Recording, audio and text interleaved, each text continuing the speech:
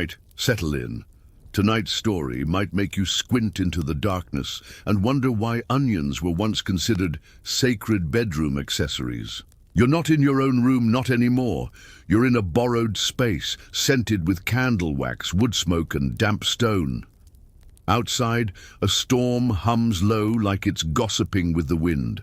Inside, a nun is stuffing half an onion down the front of your bodice. She doesn't blink. She tells you it's to test your purity. You're not sure how onions became moral judges, but you nod anyway. This is boring history for sleep, by the way. The kind that tucks you in with superstition, lace, and passive-aggressive saints. A little strange, a little sleepy, and absolutely real. Before we sink further into this peculiar bridal chamber, quick pause. If you enjoy these sleepy stories, a like and sub go a long way. But only if you really mean it. And let me know in the comments what time it is where you're listening from. I promise not to judge your time zone. Now back to the onion. The logic goes like this. A pure woman's body is closed, sealed like a chapel door, and nothing inside her should let a cut onion rot. If, after being worn close to the skin for a day, the onion comes out fresh, she's chaste. If it smells like a locker room in July, she's not. This was actually recorded in multiple parts of medieval Europe, often used when a marriage was being arranged. Because naturally, nothing screams trustworthy future wife like a fragrant root vegetable stuck under your ribs. This test was usually performed right before the wedding, quietly, discreetly, and with the seriousness of a papal bull. And it wasn't the only oddity tied to your wedding prep. In fact, your whole body becomes a battleground of symbolism. Your hair, for example, has just been washed with water boiled with rosemary and ashes. Supposedly, it blesses the union, but the ashes were scraped from a fire where a woman once burned her wedding dress after being jilted at the altar. No one mentions that part. And your shoes, stuffed with salt. Coarse grains pressed into the soles to protect you from evil spirits that enjoy slipping in through the feet. Your toes feel numb, but no one cares. Protection is protection. Outside the church, women gather to line the path you'll walk down. Some sprinkle flower petals, others spit. Yes, spit. Apparently, it's bad luck if the bride is too beautiful. The spit neutralizes the jealousy. You've been told to walk slowly, absorb every stare, and not trip on your long woolen gown that already smells faintly of sheep. But the real prize is waiting at the altar, not the groom. He's just there as a formality. It's the relic, a cracked saint's tooth kept in a tiny silver case. You're supposed to kiss it, not for luck, for fertility. The tooth once belonged to a monk who died during prayer. His molar is said to stir the womb. You don't question it. You just lean in and try not to gag at the faint aroma of musty incense and old bone. Once the vows are done, you're paraded around the village square. Children throw barley at you, not rice, not flowers. Barley, because it grows fast and dies faster, which someone thought made a perfect wedding metaphor. As the evening fades, you're brought to the chamber. No, not a bedroom, a chamber. The kind with stone walls, no fireplace, and one tiny window that's been nailed shut. You sit on the bed, which sags in the middle, like it's already tired of your marriage. Your mother slips you a tiny cloth sachet. Inside is a mix of dried herbs, thyme, rue, and something that might be beetroot. She tells you to hold it close when you lie down. It will keep you from weeping too loudly. Not that anyone would mind. In fact, most brides are expected to cry a bit. It shows modesty. And now, as the torches burn low and someone sings a terribly off-key ballad outside the door, you lie back. That onion, still warm against your skin, rests like a ticking clock. You wonder if it's absorbing guilt or just marinating for soup. This is your wedding night, a blend of holy relics, vegetable tests, and a general lack of privacy. Historians still debate why the onion test caught on so widely. Was it religious? Was it just a bizarre local tradition that spread like wildfire? Some scholars argue it was more about humiliating women into obedience than testing anything at all. But others think it was genuinely believed to work, based on the idea that bodily fluids would react to the onion's absorbent powers. Either way, it became part of the bridal ritual in several medieval cultures, alongside other tests like urine bubble readings, mirror breath checks, and even candle flicker readings, all trying to detect purity like some kind of spiritual breathalyzer. And you? You try not to move. You try not to sweat. Because somewhere in the next room, someone will sniff that onion before sunrise. You wake up before dawn, not because you're refreshed, not because birds are chirping, but because someone is knocking on the door with the soft urgency of a person who knows they're interrupting something, but also knows they have the right. A woman enters, older, serious, holding a folded white cloth like it's the most sacred relic in the house. She doesn't look at you. She looks at the bed, then at your hands, then back at the cloth. This is the linen, the proof, the evidence that you've done what you were supposed to do. Not just consummate the marriage, but do it properly and visibly. There needs to be blood. Everyone expects blood. It's not about biology, not really. It's about story. Blood on the sheet was a symbol that the bride was untouched before the wedding, that her value was preserved, that the groom got something pure, clean, sealed in original packaging, if you want the horrifying modern comparison. Of course, it doesn't always happen like that. Sometimes there's no blood, sometimes there's too much, and sometimes nothing happens at all, because both parties are terrified, or drunk, or confused, or just deeply uninterested in each other. So people made sure the blood appeared anyway. You were told about this briefly in whispers. If nature didn't provide a visible stain, there were other methods. A small knife hidden under the mattress, a pinprick on the thigh, even a few drops of chicken blood brought in from the kitchen. Not romantic, but certainly effective. In some parts of medieval Europe, this cloth would be displayed, not just to the family, but to the entire community, hung outside the window like a flag, sometimes even paraded through town like a banner of honor. A young girl might be sent out to carry it on a stick, followed by musicians. And if there was no cloth, well, that's when things got dangerous. There are records, frightening, real records, of women being punished or even annulled for failing this test.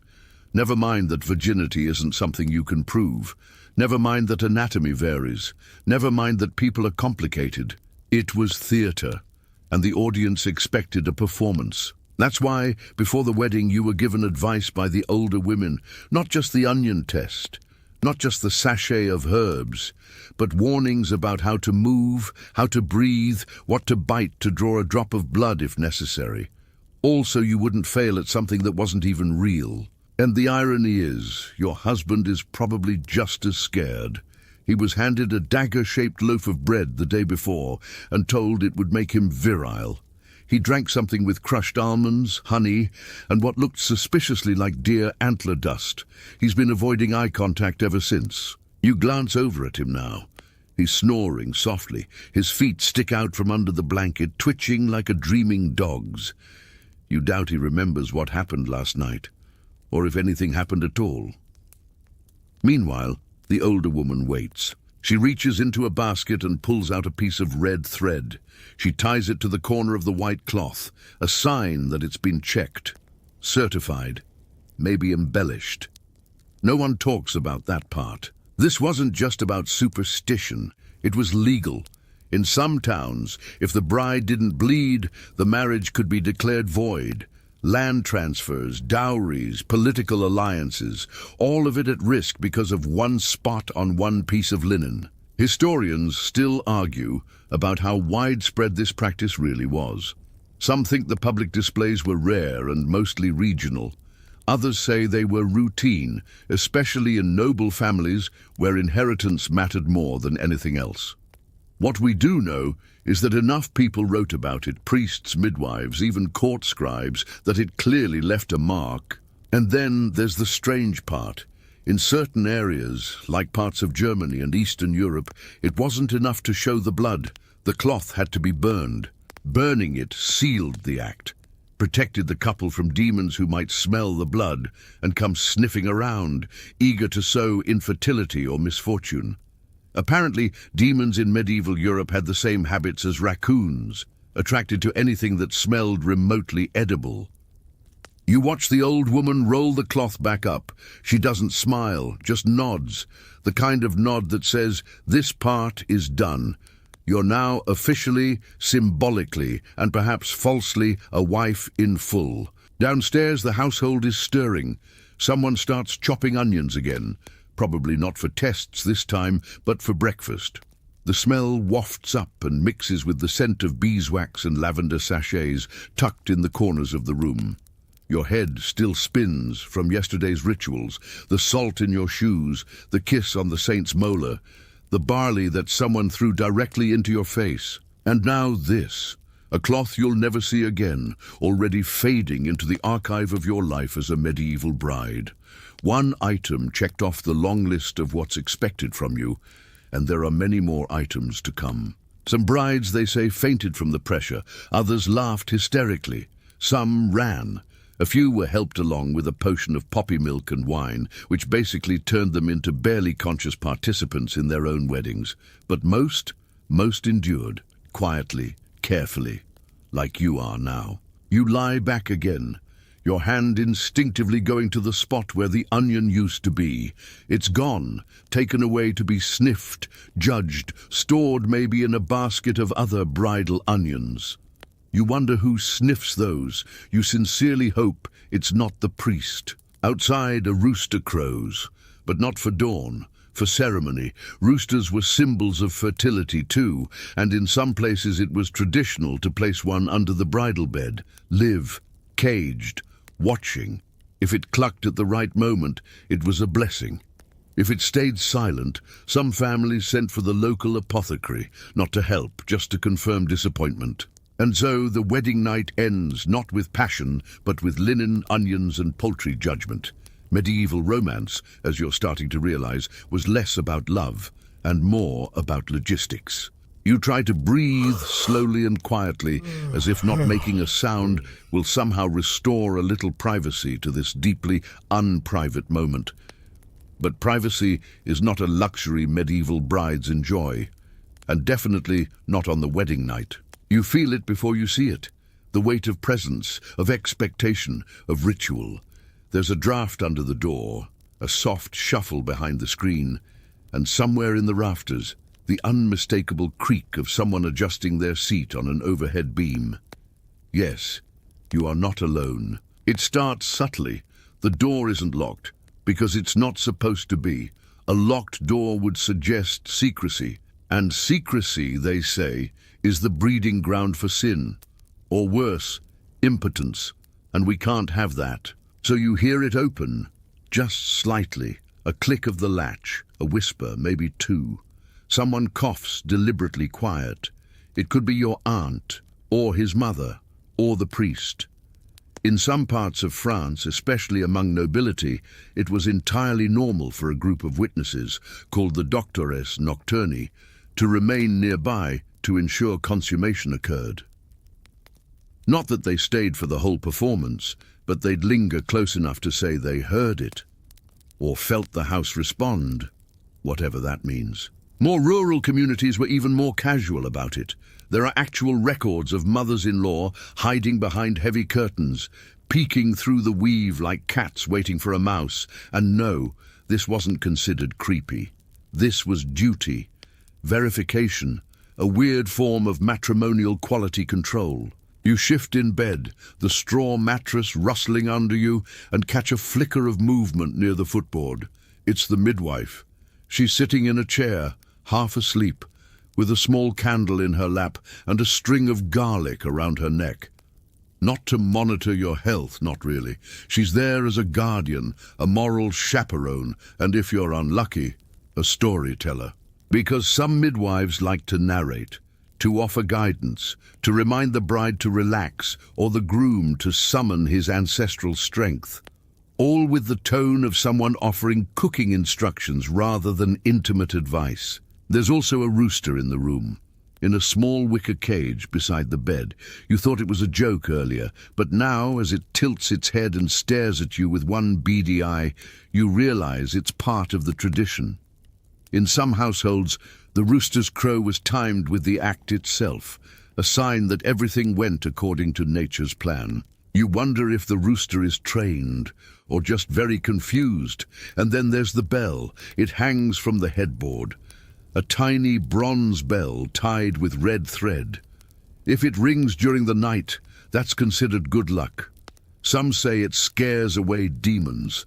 Others say it signals success. No one says what happens if it stays silent. You suspect they just pretend it rang anyway. These details might seem absurd to you now, but they weren't jokes then. They were protections. The medieval mind was built on layers of belief, Catholic doctrine mixed with pagan rituals, family honor tangled with folklore, and always a deep distrust of the unseen. The wedding night was a liminal space, a crack between the old life and the new. It made people nervous, and nervous people get creative. They invent watchful spirits, protective foods, sacred objects that have to be placed just right. You glance at the spoon on the bedside table. It's carved from rowan wood, etched with a spiral symbol you don't recognize. You were told to stir your first drink of the night with it, then leave it pointing north. You did. You weren't sure why, but it felt safer than not doing it. In the corner of the room, someone snores, loudly, unapologetically. That might be the cousin who offered to stand guard. He had a skin of wine and a knife he kept pointing at shadows, insisting it was for demon defense. He's now slumped over a barrel, drooling on his own tunic. And you lie there in a bed that creaks with every heartbeat, surrounded by symbols and people pretending not to watch you. This might feel intrusive, but weirdly, it was meant to be reassuring. The presence of others was thought to keep you safe. From failure, from shame, from dark spirits who supposedly targeted brides, jealous of their transformation. There's a record from the 12th century of a wedding night interrupted because the bride saw a figure at the window, thin, pale, with backwards feet. The family insisted it was a mare, an old Slavic demon that preys on brides to cause barrenness. They burned the sheets, not because of blood, because of footprints. To stop such spirits, people lit candles made from lamb fat, or they placed iron scissors under the bed, open just enough to snip away bad luck. Sometimes they placed a loaf of bread between the couple to absorb spiritual interference. The next morning, the bread would be buried at a crossroads or fed to a stray dog. The dog part was optional. Mostly. You notice the bread now. It's on the windowsill, just sitting there, waiting, half covered by a white cloth. It looks dry, stale already, probably on purpose. And this is what no one tells you as a child, that the wedding night is not a soft, romantic ending to a fairy tale. It's a performance. A rite, a communal effort disguised as intimacy, and that even when the door closes, the world doesn't quite go away. Even now you can hear someone in the hallway. They're humming an old lullaby maybe, or a prayer. The candle flickers. The rooster yawns, or whatever sound roosters make when they're bored. And somehow through all this you feel sleep beginning to sneak in at the edges of your mind. Not from comfort, but from sheer exhaustion. Your mouth tastes like copper and cloves. That's the first thing you notice when you wake, if you even slept at all. The second thing is that someone has placed a clay cup by your head. Inside is a lukewarm sludge, the color of rust. You know better than to ask what's in it. You were told to drink it before the rooster crows 3 times. You ask why 3, and someone just mutters, because 2's too soon and 4's too late. So you sip. It's thick, bitter. It tastes like someone mashed up a spice rack with pond water and panic. You cough once. A second sip makes your eyes water. A third makes you feel like your womb is vibrating. This is, apparently, a good sign. The drink is a fertility potion, or a protection potion, or a loyalty draft. It depends on who brewed it. If it came from the midwife, it might actually help something. If it came from your aunt, it might just be wine with herbs and a dead bee floating in it. But if it came from the priest's housekeeper, you should probably worry. These potions weren't rare. In fact, they were part of the ceremony in many places. Northern Italy, central France, the Balkans. Recipes were handed down through families like heirlooms, with ingredients that included powdered eggshells, goat livers, pigeon hearts, and, on more daring occasions, ashes from a wedding candle that had burned out during a thunderstorm. You once overheard a woman in the market say her sister got pregnant only after drinking a blend of nettle root, honeycomb, and moss scraped from the tomb of a child saint. You didn't ask which saint. You didn't want to know how she got the moss. That's how history for sleep works, by the way. It seeps into the cracks of daily life. One moment you're thinking about breakfast, the next you're stirring goat bile into your cider because your cousin swears by it. And then there are the prayers, not just the ones from church, the whispered ones. Your grandmother gave you a folded piece of linen, stitched with thread, that's supposedly been blessed 3 times over. She said to sleep with it under your pillow and recite the 3 Marys as the first light hits your face. You ask what the 3 Marys are. She says you'll know when you need them. You never quite feel like you know, but you say them anyway, quietly. Something about thorns, about fields, about milk. It doesn't rhyme, it doesn't need to. There's a second potion waiting in the hearth. It's in a small ceramic bowl covered by a flat stone. That one's for the groom. You hear someone mutter, "Make sure he drinks it all this time," which doesn't sound promising. Some historians believe these concoctions were genuinely medicinal. After all, nettles and mint have real effects. So do poppy seeds. But others argue they were more about control, a way to feel like you had a hand in the future. When your body, your marriage, and even your sleep schedule were all dictated by someone else, at least the potions were yours. You lean back against the wooden bed frame and feel the residual heat of the candle that burned out hours ago. It left a puddle of wax that now looks like a tiny skull. You blink and look again. Just a blob. Probably. In some regions, brides would be led outside after their wedding night to a small barn or hut where local women gathered, not to gossip but to instruct. They'd draw symbols in ash on the ground, one for strength, one for health, one to keep the milk from curdling when the baby came, and they always offered a drink. You wonder how many of those drinks had actual effects. Some likely caused hallucinations, some caused vomiting. A few probably prevented pregnancy entirely, though no one would admit that out loud, not in public. You look at the spoon again, the one from last night, the one carved from rowan wood. It's been moved. Now it points west. You didn't touch it. You know you didn't. Someone has been in the room. The rooster is gone. In its place is a small linen pouch tied with string. You don't open it. You don't need to. You already know what's inside: a pinch of crushed rosemary, a clove of garlic, and a tiny feather, a blessing or a warning.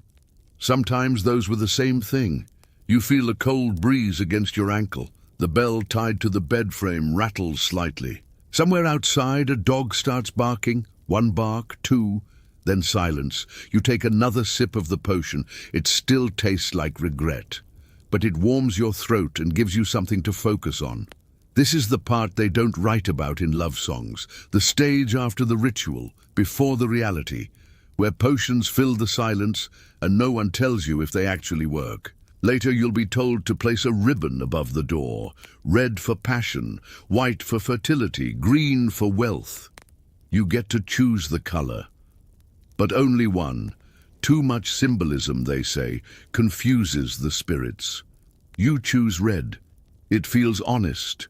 And then, as your husband stirs in the bed beside you, murmuring something about bread and firewood, you realize you've survived the strangest part. For now. You wake to the soft clinking of a bell tied to your ankle, not by accident.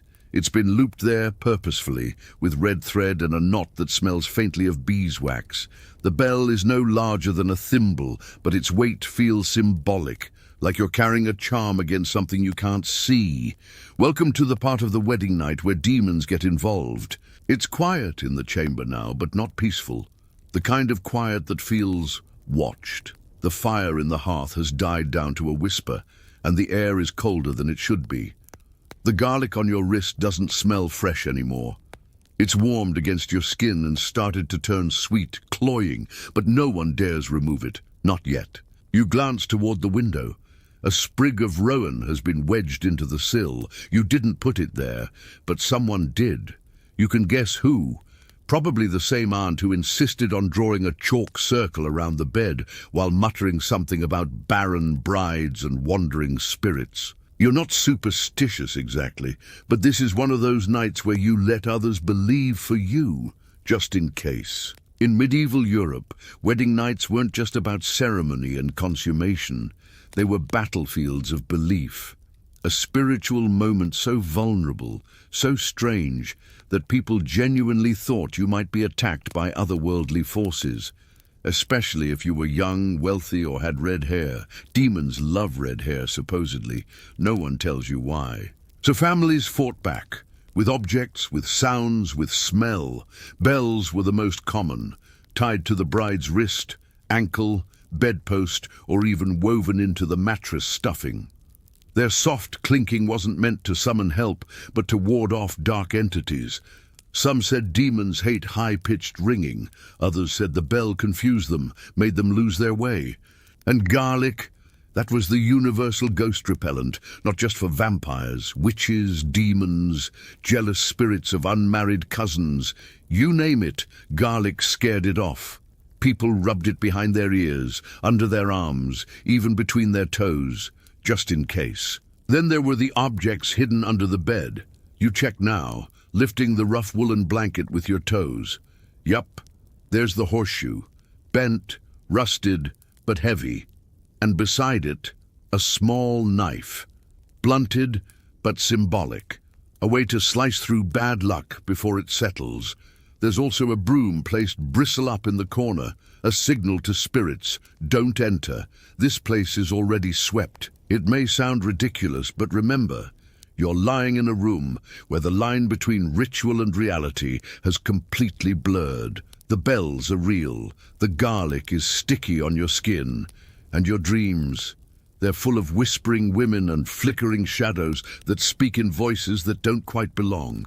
Even the groom gets protective charms, or so you were told. His shirt was embroidered with a pattern of 3 X's along the collar, a charm against infertility. The midwife stitched it herself, humming a tune that sounded half lullaby, half curse. Some grooms were also told to wear a sliver of iron near their heart, or to carry a smooth black stone from a riverbed. One story claimed that placing a red cloth soaked in goat's blood under the pillow would ensure strong sons. Another said to avoid mirrors completely on the wedding night because demons travel through reflections. You start to notice that everything in the room seems to face east, the bed, the table, even the way the candle holders lean. That was intentional too. Facing east was symbolic, toward the rising sun, toward new life, away from the west, which represented death, endings, and the underworld. You close your eyes again, hoping for real rest this time, but the bell tied to your ankle chimes faintly with every twitch. It's rhythmic, soothing in a strange way, like a lullaby forged from superstition. There's a debate among scholars about how seriously all this was taken. Some argue it was theatre, rituals done out of habit, not fear. Others insist these were deeply believed, that in a world of plagues, miscarriages, and strange deaths, people clung to whatever protections they could find, even if it meant sleeping with a clove of garlic under your tongue. One record from 1387 mentions a bride in Brittany who screamed during her wedding night, convinced a demon was sitting on her chest. The priest claimed it was just nerves. But the midwife burned rosemary in all 4 corners of the room for 7 nights afterward, just in case. You roll onto your side and feel something crunch under the pillow. You reach beneath and pull out a sprig of dried lavender wrapped in blue thread. Another charm. You've lost count. The rooster's been replaced by a black hen, a quieter bird but still significant. Black hens were thought to be particularly good at absorbing negative energy. They're quiet watchers. They listen to things you can't hear, and now you do hear something. A tapping, very faint, at the window. You don't move. You don't open your eyes. You just focus on the bell. 1 chime, then silence. Another chime, then nothing. The garlic on your wrist has gone cool. The horseshoe under the bed hasn't moved. The broom is still upright. The chalk circle still faintly glows in the candlelight. You're protected, probably. Still, you hum a little tune. Just for yourself, something you remember from childhood. It helps. And finally you start to drift off. Not because everything feels safe, but because you're too tired to stay alert any longer. And in the faint haze between sleep and waking, you swear you hear someone whisper, "Don't forget the spoon." Your dreams are damp and green. You're barefoot in a forest, the moss cool underfoot, and you're holding something wrapped in linen. It's warm, heavier than you expected, and it breathes softly against your chest. A baby. Not yours, but also somehow, yes, yours. You walk deeper between the trees. There's a barn ahead, not a house, not a chapel. A barn with its doors propped open like a yawn. Inside, there are women in wool dresses singing without moving their mouths. One holds a carved spoon out to you. You reach for it and wake. The room is nearly dark, except for the last curls of smoke rising from a dying candle. Someone has opened the window. The air smells of dew and soil.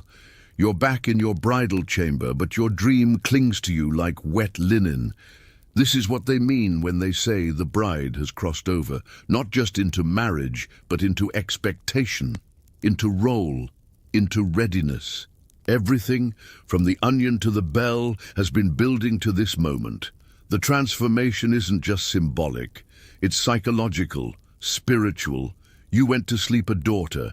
You are expected to wake a mother-in-waiting, and people are already watching. You hear footsteps outside. Not urgent, not stealthy, just steady. Someone bringing warm water, maybe. Someone preparing the next steps of the ritual. Because yes, even after the wedding night, the rituals continue. You sit up slowly. A folded shift has been placed at the end of the bed. It's soft, recently laundered, embroidered with small red X's at the hem. Protection symbols again. Always symbols. You dress in silence. The groom is gone. Maybe he left early. Maybe he never came back to bed at all. He might be in the garden now, talking to an uncle about oxen or rainfall. His role is done. Yours is just beginning. Downstairs, the women wait. They'll ask questions gently at first, then more firmly. They'll want to know what you felt, what you saw, what the dream meant. One might offer you a lump of wax to chew. It helps if you feel faint, they'll say, but it also makes you quiet. That's useful too. You take the stairs slowly. The bell from last night now tied to your wrist instead of your ankle. It's not ringing anymore. It's just there. A reminder. A token, like the carved spoon you now carry in your pocket. Every village has a different version of what comes next. In some, you're led to a spring and asked to cup water 3 times. First for strength, second for life, third for forgetting. You're not told what you're supposed to forget. In others, you're asked to sit in a chair made of willow branches while the midwife brushes your hair and counts the strands that fall out. Odd numbers are good. Even numbers, bad. If none fall, you're considered already blessed. There are even places where you're given an egg and told to keep it warm for 7 days.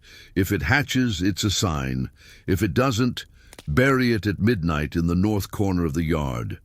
You wonder what would happen if you just said no. If you tossed the spoon, untied the bell, and walked barefoot across the village square.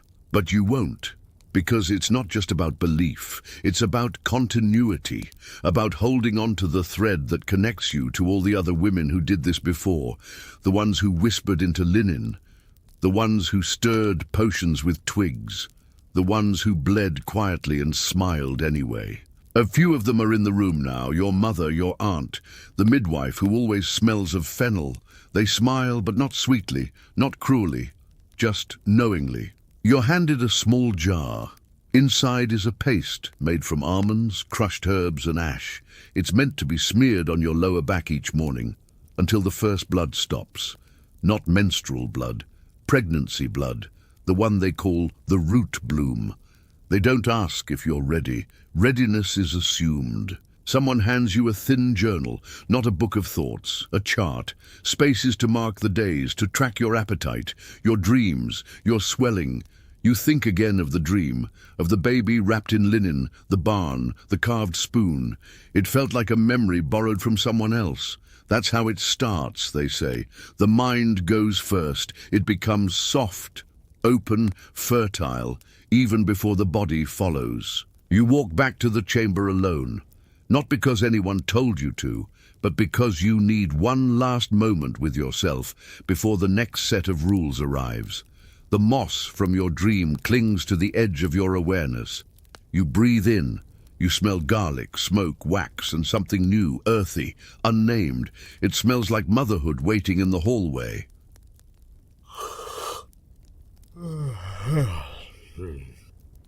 Tonight's second story might make you squint into the darkness, because we're diving into the strange, sleepy corners of the Middle Ages, specifically the secret lives of medieval nuns.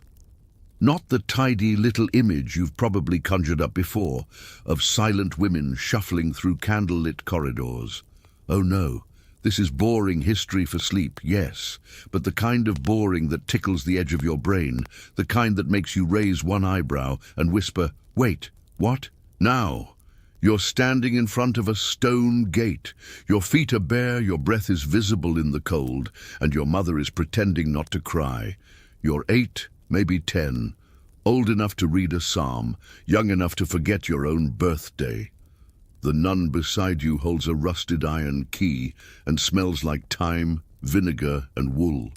You step forward into the convent. That's your beginning, or rather the end of everything else, because entering a medieval convent wasn't just a lifestyle choice. For many girls, it was a one-way trip into a cloistered life where the outside world shrank into a memory, and every hour belonged to bells, prayer, and endless needlework. Now here's where boring history for sleep earns its title. Not all nuns were there willingly. Some were dumped by ambitious fathers trying to protect dowries. Others were younger daughters with no marriage prospects. And a few, weirdly, were there because they wanted to be. There's a record from 11th century France of a girl who ran away from a wealthy home just to scrub floors in a convent because, and I quote, she preferred quiet misery to her brother's singing. Inside, everything has a purpose. There's a bowl of salt near the door, used to ward off evil. There's a narrow bed stuffed with straw. You won't sleep on it tonight. You'll sleep on the floor, on purpose, because humility is a virtue and mattresses are for the spiritually soft. Your shoes are gone now. You won't need them. Bare feet remind you of your sins. The rule of Saint Benedict, which governed most of these communities, was serious about time. It chopped your day into hours of prayer, work, more prayer, eating, mostly beans, and even more prayer.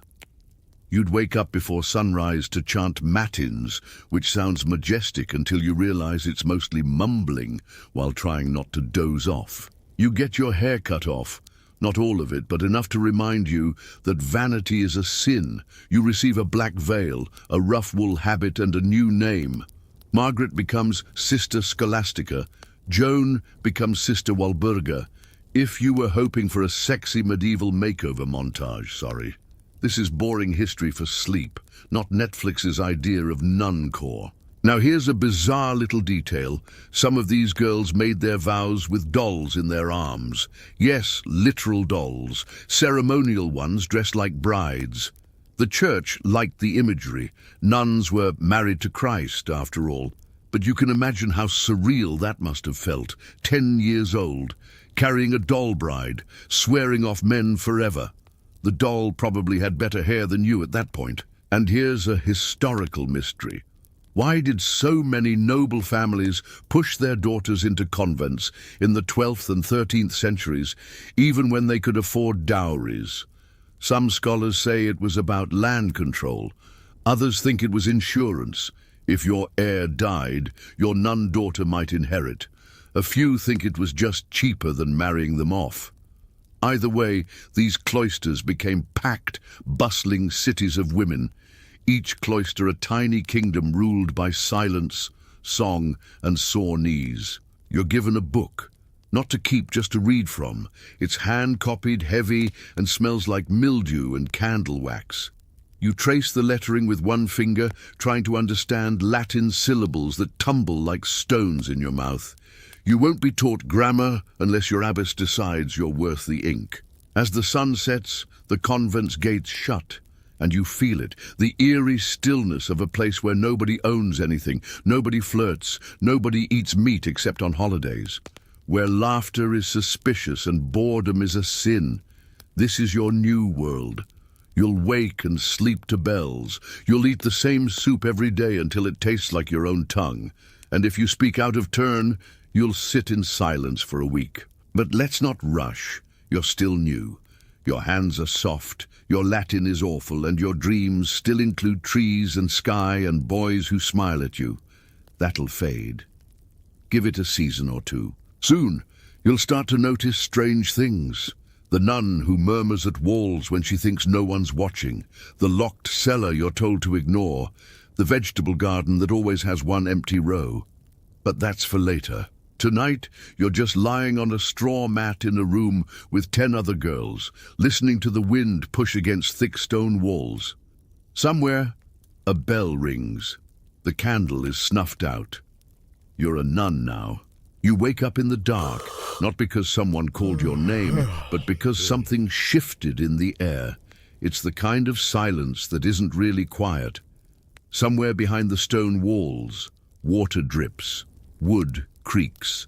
A mouse scurries across the floor, but in your little shared cell, no one moves, not even to scratch, except for her. The girl beside you, Sister Agnes, the one with the gap between her front teeth and the habit that never quite fits right, has slipped away. She does this sometimes.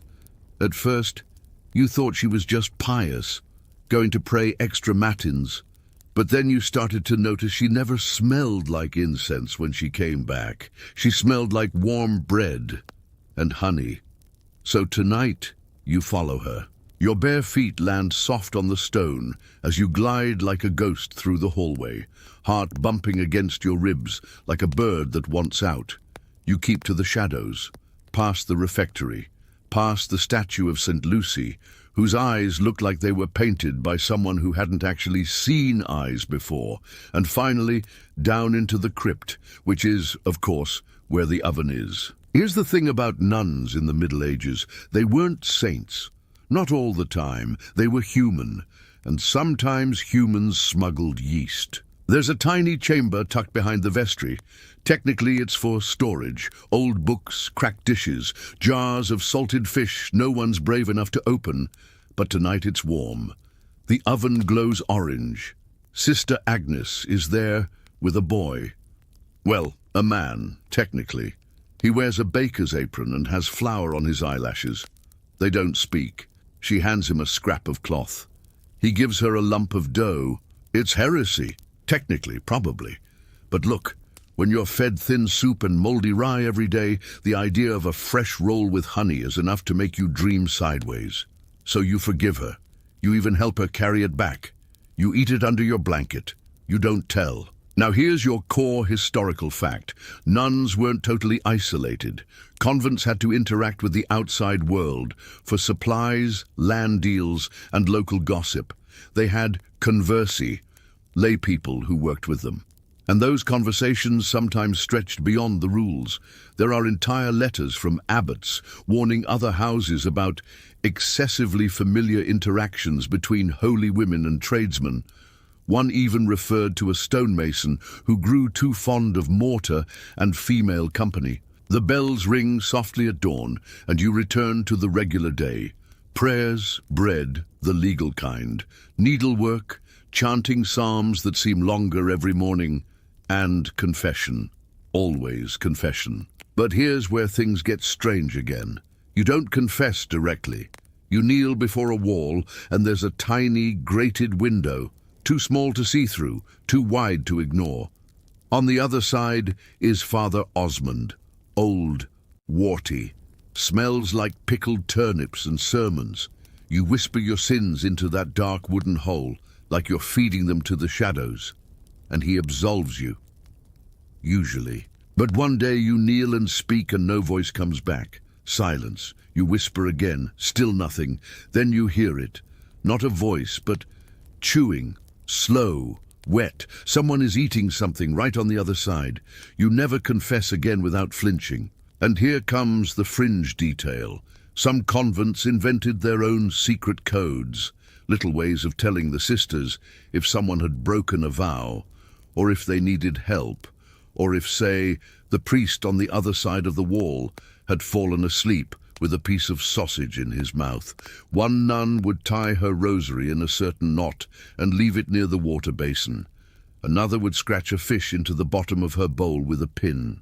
These tiny signs mattered more than any sermon, because inside these walls, direct speech was a luxury. You learned to communicate with glances, with the angle of your candle, with which psalm you chose to hum a little too loudly. And then there was the smell. Every convent had its own bouquet, part incense, part sweat, part damp stone. But there was always something else too, something baking, always baking. Bread mostly, sometimes onion tarts for feast days. Once, terrifyingly, a pastry shaped like a rooster that no one would eat because it looked too judgmental. Now here's a scholarly mystery.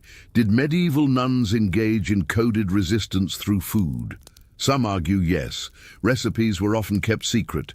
Certain herbs were used only by certain sisters. And when a new abbess took over, old flavors disappeared overnight.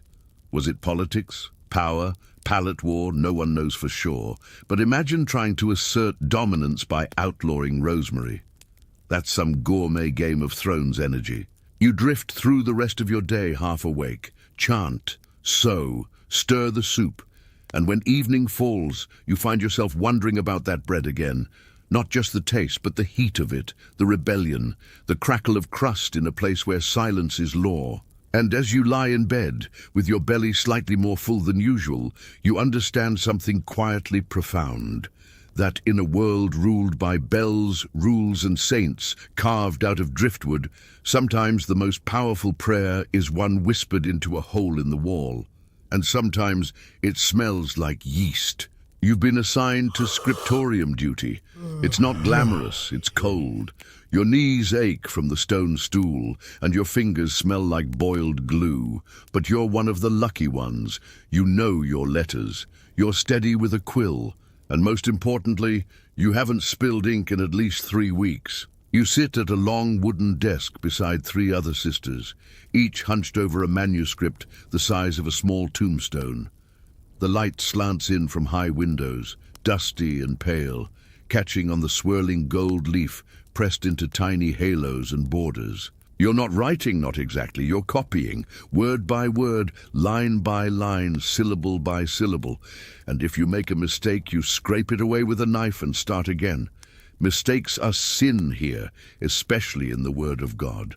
But the longer you do it, the more your mind drifts, and that's where the mischief begins. At first, it's little things.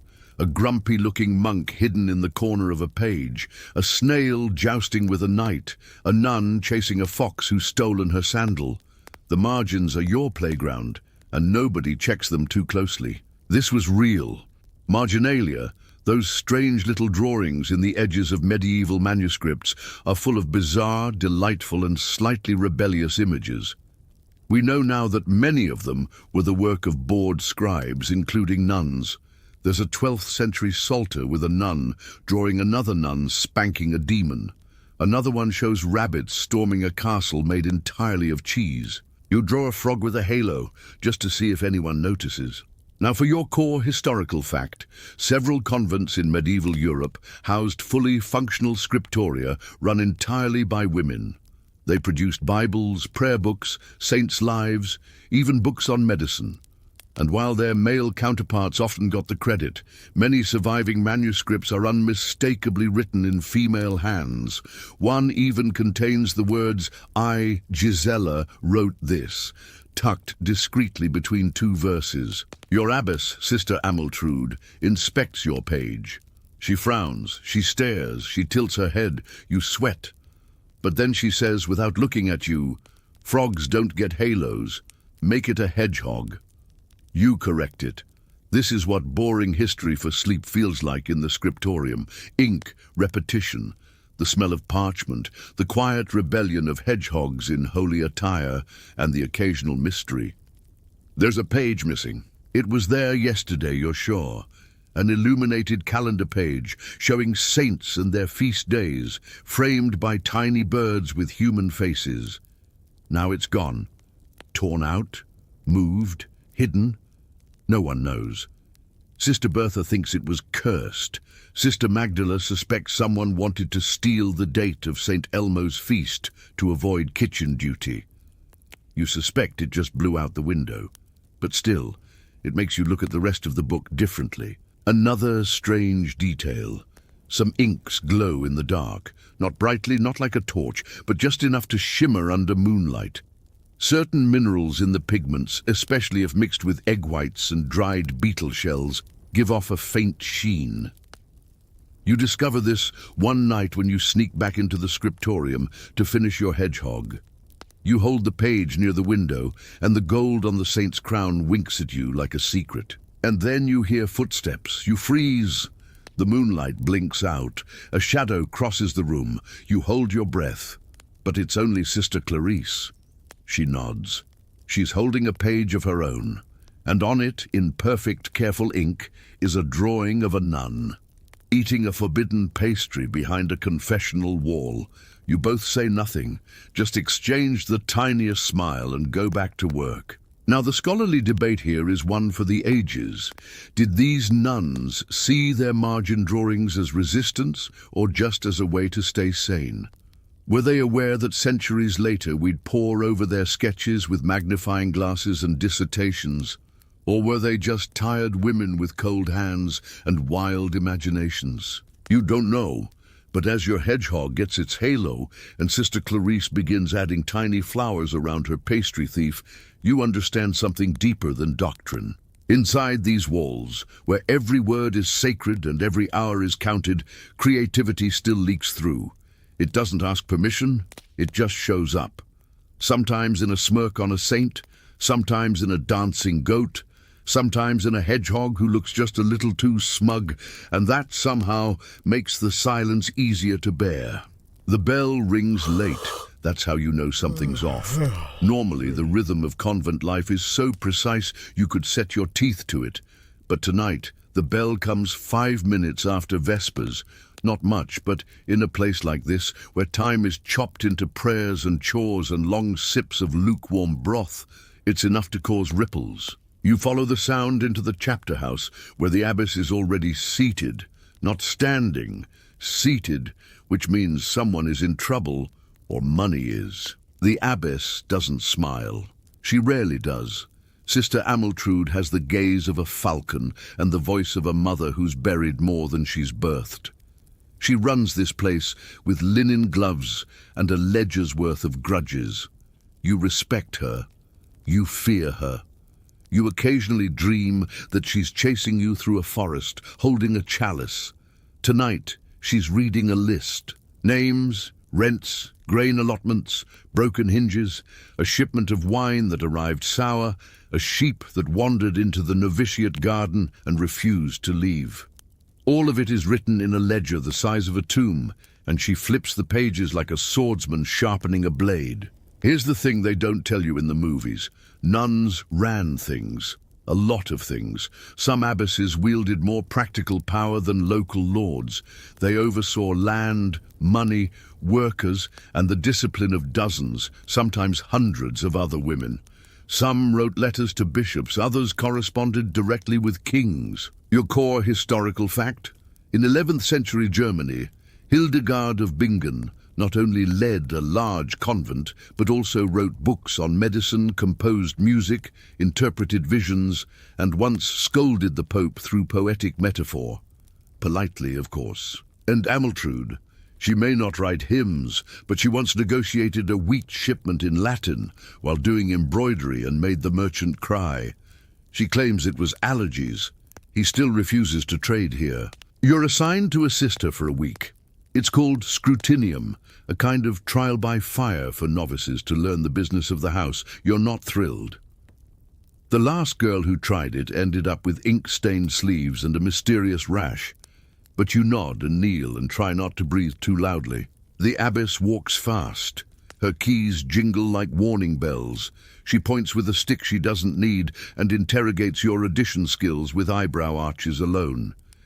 She teaches you how to measure flour by weight and whispers that Brother Cyril has been skimming from the sacks.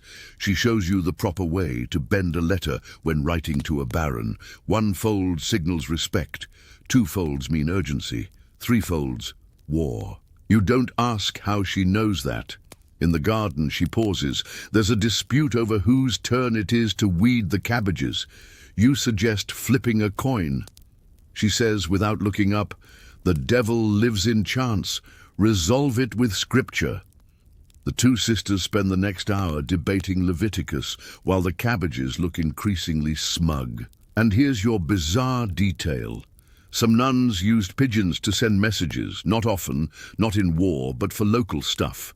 A missing chicken, a change in supper, a warning about a visiting friar with suspiciously white teeth. Your convent has 1 pigeon. His name is Martin. He's blind in 1 eye and only flies east, but it's something. You're starting to see the abbess differently now. Less like a spectre, more like a book with the pages glued shut. One night you catch her singing softly while copying a list of debts. The tune is unfamiliar, not Latin, something older. You don't ask. She teaches you how to close a deal without promising anything. Say, "We shall pray on it," she advises. It gives hope without risk. You use it later on, Sister Agnes, when she asks to borrow your blanket. It works. You feel both powerful and cold. Now for a scholarly debate. Were abbesses truly autonomous, or were they still under the thumb of male authority? Some historians say they held real sway, especially in double monasteries, where monks and nuns lived separately under 1 roof, but shared leadership. Others argue that any illusion of power was kept on a tight leash by bishops, landowners, and good old-fashioned patriarchy. But standing here, watching Amaltrude shut down an entire council meeting by sneezing and declaring the room cursed, you wonder if maybe authority sometimes lives in how you hold a pause. Your week ends.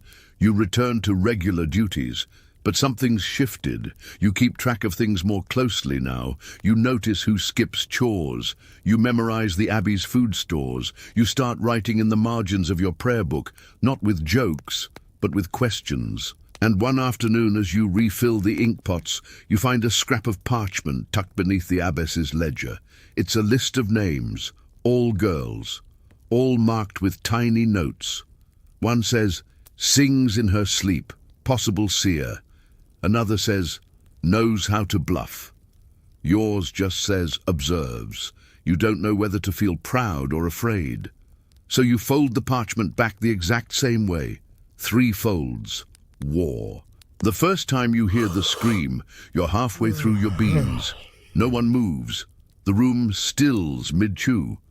A spoon clinks quietly against a wooden bowl. Then comes the second scream. This one climbs. Not like pain, like something being pulled out of a well. Sister Philomena. She's been sick for a week. Feverish, muttering, eyes rolled back so far, it looks like she's reading something behind her own skull. But tonight, She's not just sick. She's speaking in Latin, perfect Latin, which is suspicious since she barely passed her psalm recitation last month. You're sent to help watch her, along with 2 other girls and Sister Ursina, the convent's healer, who smells perpetually of thyme and something vaguely sour, like forgotten pickled herring. She sets you up beside the bed with a bowl of cold water and instructions not to flinch. You promise not to. You flinch immediately. Philomena thrashes. She whispers names you don't recognize. She begs for someone named the Lady with No Mouth. At one point, she hisses, then sits bolt upright and stares directly at the crucifix on the wall as if she's trying to see through it. It's not the first vision this place has seen. Here's your core historical fact. Visions were a documented part of monastic life, especially for women.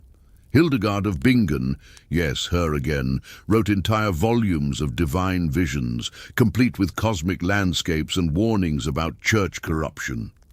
Some nuns became local celebrities for their spiritual insights.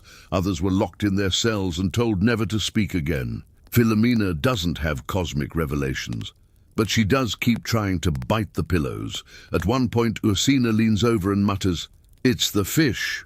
Always the fish." You're not sure what that means, but you stop eating herring at supper, just in case. The strange detail tonight isn't just the screaming, it's what comes after. You wake from a nap, startled, and realize Philomena has gone quiet. She's sitting up calmly now, holding something in her lap. A book, not one of yours, not from the library. It's too small, handmade. The cover's leather, but the edges are scorched. Inside are scribbled drawings, circles, birds without wings, a woman made of stars. No text, just symbols. You ask where she got it. She looks at you and says very gently, "It was buried with the bones. I asked nicely." You do not ask follow-up questions. That's the scholarly mystery of the night. What exactly were the private books some nuns kept hidden? Monasteries discouraged personal libraries, but records suggest many sisters had hidden notebooks containing everything from herbal remedies to dream records to odd little lists of moon phases and who sneezed during prayers. Were they diaries, spell books, proto-scientific logs, or just a way to stay tethered when the world narrowed to stone and bells? Philomena sleeps. Finally. You don't. The next morning, the abbess orders the mattress burned. You watch the flames curl up around the straw and cloth and try not to think about how the smoke smells faintly sweet, like rosemary and candle wax and old ink. Sister Ursina gives you a bottle of tonic for your nerves. You don't drink it, it fizzes on its own. Later that week, things return to normal. The bread is back to being slightly stale. The chanting is off-key but earnest. And Sister Philomena walks again, quiet, meek, and with a new streak of white in her hair. She doesn't mention the book. Neither do you. But you notice it's missing from her room. Instead, you find a drawing tucked inside your psalter one morning. A rough ink sketch of a nun, barefoot, holding a candle that drips backward. The wax flows up. The flame floats just above her hand. You show no one. Here's the thing. Monastic life is filled with rules, routines, regulations, and rituals, but under all that, there's the quiet understanding that strange things happen. Whether from God, from fever, or from something older that lives in shadows and gardens and forgotten root cellars, there's room for the inexplicable. And in a place where the walls listen and the wind sometimes speaks Latin, you learn that silence doesn't mean absence. It just means someone, or something, is waiting. That night, as you lie in bed, you swear you smell pickled herring again. You're alone. There's a rumor in the convent, whispers behind woven veils, half-sentences in the washing yard, a story old as the foundation stones about a nun who left, not died, not transferred, not excommunicated, left. Walked out through the crypt and vanished into the woods. You don't believe it, of course. That kind of thing doesn't happen here. Not in a place where every door creaks like it's judging you, and even the birds outside the cloister fly in straight, quiet lines. And yet, one morning, while weeding the herb garden, your hand strikes something hard. You dig gently. It's a flat stone, no inscription, just a shallow spiral carved into it. Beneath, a hollow sound, like a room pretending to be a grave. You cover it back up. Later that week, you're asked to help clean the crypt. It's not unusual. The dead don't mind dust. The room smells of cold stone, melted wax, and dried lavender. Bones lie stacked in niches, neatly arranged. Femurs here, skulls there, each labeled in faded ink. Sister A, Sister B, Sister someone else. You work in silence until you notice something odd. One of the skulls has teeth worn flat, not with age, but from grinding. Next to it, a scrap of cloth, black. Not from a burial robe, from a habit. Tucked inside the empty eye socket is a dried flower. No one mentions it. No one asks. And now your mind begins to wander, not in fear, but in curiosity. Could someone really escape? There's no map, no key. But you've memorized the bell schedule. You know which doors creak the loudest, which sisters sleep the heaviest. You know the garden path by heart, and you've heard the wind whistle differently through a crack behind the apothecary. You find yourself humming more often, not hymns, other songs, ones you don't remember learning, a tune with no words, yet somehow older than Latin. Sister Clarice hears you once and hums the next note before you can. That's how you discover it's not just you. There's a network, not of rebels, not of heretics, just of watchers, of waiters, sisters who feel something stirring under the rules. A hunger not for food or even freedom exactly, but for more. You begin to trade glances during prayers. Fold napkins a certain way, tie veils just so. All small signals, harmless to the untrained eye. But each one says, I see you. I'm listening. And one night, while lighting the candles for midnight prayers, you hear a sound that doesn't belong. Footsteps, bare, careful. You follow, slow, heart pounding like a trapped bird again, down past the refectory, past the cellars, to the crypt, the same door. It's open. Inside, Sister Amaltrude stands with her hand on the wall. She doesn't turn around. She simply says, if you're going to do this, do it properly. Take bread. And don't hum until you're clear of the woods.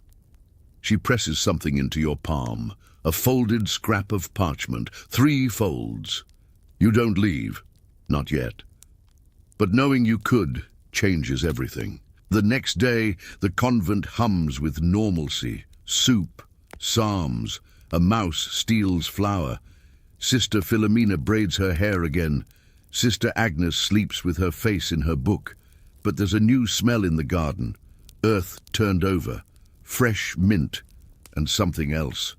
A faint scent of ink and old wax. You kneel in prayer, your eyes half closed, and think about hedgehogs and honey bread and saints with sideways smiles.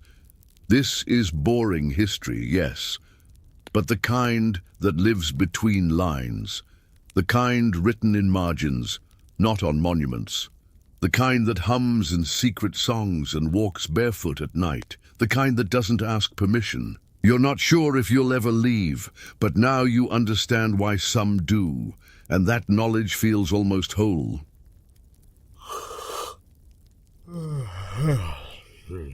You know how most people sleep for about 8 hours and feel proud of themselves for not hitting snooze twice. Leonardo da Vinci thought that was a criminal waste of human potential. He genuinely believed that long sleep dulled the senses and stole time from invention. So he sliced his nights into 20-minute naps, taken every 4 hours like some kind of caffeinated owl with a sketchbook. This wasn't just a quirky phase, it was his lifestyle. His polyphasic sleep pattern, as it's now called, might sound like a productivity hack from an online self-help guru, but Leonardo was doing it before alarm clocks even existed. While others were snoring through their dreams, he was up scribbling diagrams of water wheels and studying how cats twist mid-air. And yet, even though he rarely got more than 2 hours of sleep in a full day, his mind never seemed foggy. His notebooks, thousands of them, are filled with thoughts that bounce between anatomy, philosophy, hydraulics, and roasted artichokes. You get the sense that his brain didn't run on rest, it ran on questions. So tonight, in this little installment of boring history for sleep, you're going to wander alongside him. You'll pace the stone corridors of Florence with sore feet and ink-stained fingers. You'll peek into his cluttered workshop and try not to trip over the wood and canvas wings lying in the corner, and you'll probably feel a little sleepy just listening, which is ironic, considering Leonardo would have scolded you for it. The man barely slept, and when he did, it wasn't with the gentle sigh of someone floating in linen sheets. He often collapsed in strange corners, his head on a half-finished sculpture or an open book. He even kept a candle by his bed so he could write if a thought struck him in the dark. That same candle burned holes into at least 3 priceless pages, now preserved in the Biblioteca Ambrosiana. His servants found it exhausting. They joked that Leonardo didn't sleep because his brain was afraid of being quiet. Some of them begged to quit after just a few weeks, saying it was impossible to live beside a man who believed sunrise was when your eyelids betray you. It's hard to say whether the sleep deprivation helped or harmed him. On one hand, he produced an overwhelming body of work, full of strange diagrams and explosive sketches. On the other, he often left things unfinished, his attention jumping from one obsession to the next. He'd begin a treatise on anatomy, only to get sidetracked by how to build a better lock for city gates. He once forgot a meeting with a prince because he got distracted by a particularly well-shaped root vegetable at market. But maybe that's the point. Leonardo wasn't trying to finish anything. He wasn't chasing closure. He just didn't want to miss a single weird idea that might float through his skull between midnight and dawn. If something sparked curiosity, he followed it until it bored him, then moved on. The idea of productivity meant nothing to him. He was driven by wonder, not efficiency. Now here's your strange fact for the night. Leonardo once tried to measure the exact length of a woodpecker's tongue. No one asked him to. There was no commission. He just had to know. So he waited by a tree with a net, caught one, and dissected it. Turns out, it coils around the bird's skull like a helmet strap. He noted this fact neatly in the corner of a page filled with sketches of siege weapons. And that brings us to a mystery scholars still can't quite agree on. Why did Leonardo write so much about things that had no obvious use? From the motion of waves in a bathtub to the way candlelight moves across wrinkled skin, his notebooks are filled with observations that don't lead anywhere. Some say it was just scientific curiosity, plain and simple. Others think it was a kind of private meditation. But a few fringe thinkers believe Leonardo was recording a personal language, a system so vast and scattered that we still haven't cracked it. Maybe all those sketches of leaves and water droplets meant something together. Maybe we're the ones sleeping through the message. And speaking of sleep, his notebooks often mention dreams, not his own, but those of others. He once interviewed a soldier who claimed to dream only in red. He wrote that down, then sketched a man dreaming of fire. There's no explanation, just an image. As if Leonardo was quietly collecting the sleep lives of strangers. His life, ironically, became a kind of dream journal. He wandered through it half awake, not in the dreamy sense, but in the crackling, overstimulated haze of a man who's lived too long without rest. His handwriting even changes depending on how tired he was. Some pages look like tight, organized calligraphy. Others are barely legible, the script curving upward like a sleepwalker's signature. But he kept going, because there was always something more to look at. A knot in a tree, the curve of a feather, the way light slipped through stained glass and made a room feel like it was underwater. For Leonardo, Sleep was the enemy of sight, and his eyes never wanted to close. So you follow him quietly through the flickering candlelight of his study. He's hunched over a drawing of a man's spine, muttering to himself about how birds must use their shoulder blades to launch into the air. You settle into the corner of the room, eyes half closed, listening to the scratch of his pen against parchment. And as he lifts the page to the flame, checking the curve of his mirrored letters, you begin to drift. You follow the scent before you see it. Sharp, metallic, a mix of iron and wet stone. Then the low groan of wood as a heavy door swings inward and you're inside the butcher's shop. It's not the place you'd expect to find the world's most celebrated mind, but there he is, Leonardo, in his layered tunic and soft leather shoes, standing next to a table stained dark with old blood. He's not holding a knife, not exactly. He's holding a quill and a sheet of parchment which he's trying not to smear with ox fat. The butcher barely looks at him anymore. He's used to this strange man who shows up just before dawn, requesting a fresh cadaver, like someone might ask for the morning's loaf. And not always human. Pigs, cows, even skinned sheep, all fair game if the joints were intact. Leonardo didn't care about meat. He cared about movement. What made the shoulder roll? Why tendons snapped at certain angles? How ligaments wrapped around bone like rigging on a ship? The other apprentices stayed far away. Some whispered that Leonardo was a necromancer. Others said he was merely insane. A painter who spent more time elbow-deep in a corpse than mixing color palettes couldn't possibly be right in the head. But Leonardo didn't hear them. Or if he did, he didn't care. He was too busy sketching the human neck, fascinated by how the muscles created tension like ropes tied between pulleys. One of his notes simply reads, "Study the way the skin folds when a man laughs.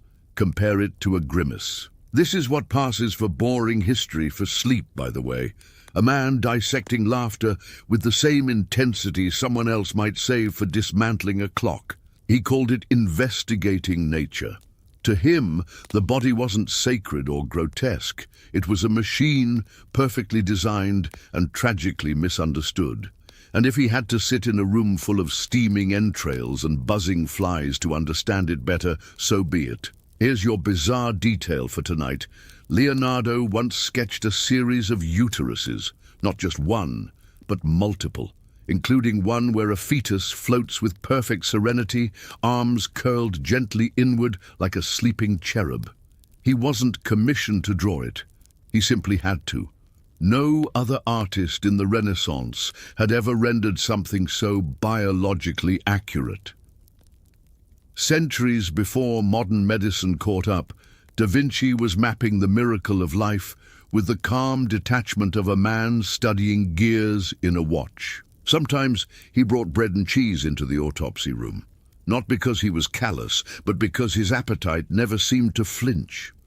Once, while examining a spinal column, he apparently took a bite of quince and muttered, "The curve is wrong.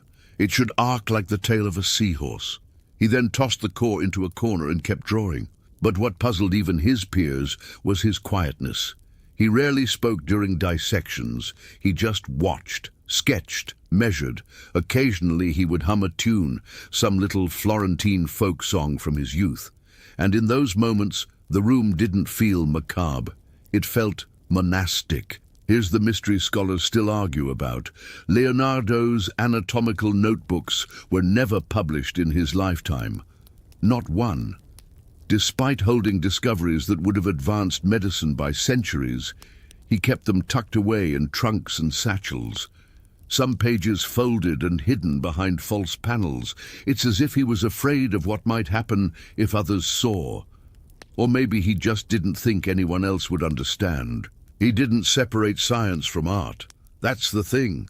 Most painters of his time wanted beauty. Da Vinci wanted truth. If that truth came wrapped in blood and sinew, so be it. And he recorded everything. The color of bile, the way fat puckers when sliced, the smell of the lungs when cut open in winter. It's not always beautiful. In fact, it's often not.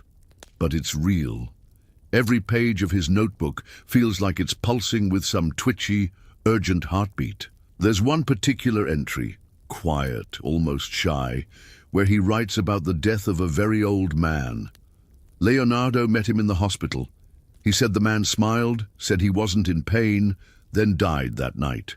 Da Vinci dissected him the next morning, not out of coldness but curiosity. He wanted to understand what took the man's breath. He writes, "This is how the soul leaves the body, not with drama, but with the quiet folding of wings." That page is still preserved, ink faded, edges brittle, but the emotion still there, still sharp. You stay with him a little longer, now perched near the window where the light is poor, but the scent of lavender from a nearby cart wafts in every few minutes. Leonardo adjusts a sketch, then flips it over and begins another. This time the back of a hand, each tendon mapped like roots beneath the surface of the skin. He pauses once to sip water, then leans closer to the parchment, muttering, "It's not enough to see. You must see why." And just for a second, you catch the look in his eyes. Not morbid, not tired, but urgent. The kind of urgency that only comes when you've seen too much of the world and realized you'll never have enough time to understand it. As he dips his quill again, the butcher yawns in the corner, unimpressed. But you don't move, you just listen.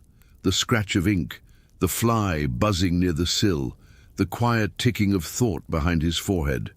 Because in this tiny butcher shop, between the blood and the parchment, boring history for sleep is anything but boring. You wander now into quieter rooms. The stench of the butcher shop has faded, replaced by the musty scent of dried glue, melted wax, and old paper. You're in Leonardo's study, or one of them at least. They were everywhere: Florence, Milan, Rome. He never stayed long in one place, but wherever he went, the notebooks followed. They were always the same size, about the width of your palm, bound in leather, often stained and torn.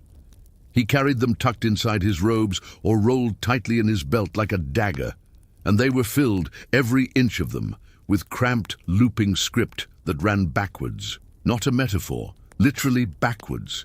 Leonardo wrote from right to left, in neat lines that could only be read clearly when held up to a mirror. The effect is unsettling at first, like the text is hiding something from you. And maybe it was. He never explained the reason for this strange habit. Some say he was left-handed and found it more comfortable. Others claim it was meant to keep his ideas private. But those are just theories.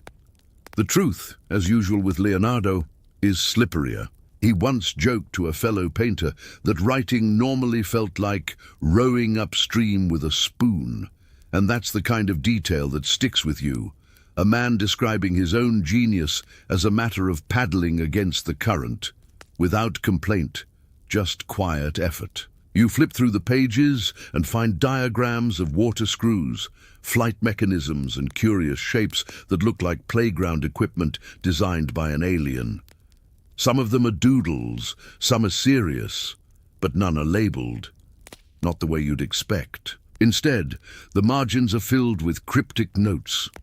Observe the bird's spine when frightened. Bury the mirror before the moon sets. Do not forget the sound of snow on marble. They aren't instructions, they're fragments. As if he was composing a dream and didn't want anyone else to read it too clearly, or maybe not even himself. And here comes your bizarre detail.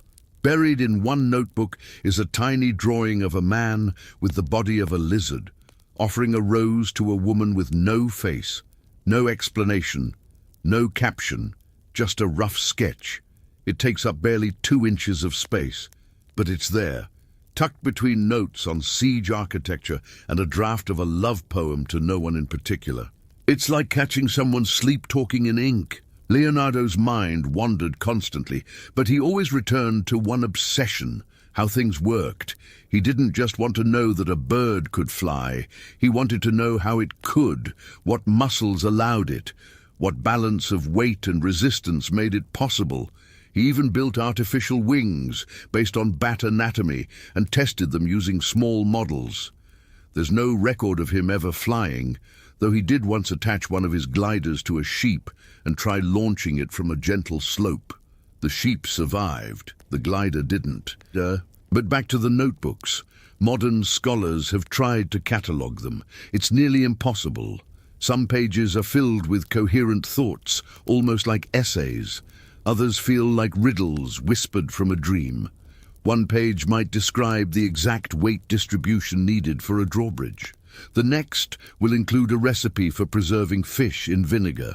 This is the heart of what makes his notebooks so strange. They're not linear, not organized. You can't trace a thought from beginning to end. You have to drift through them. Let your mind move the way his did. Tangential, curious, unsatisfied.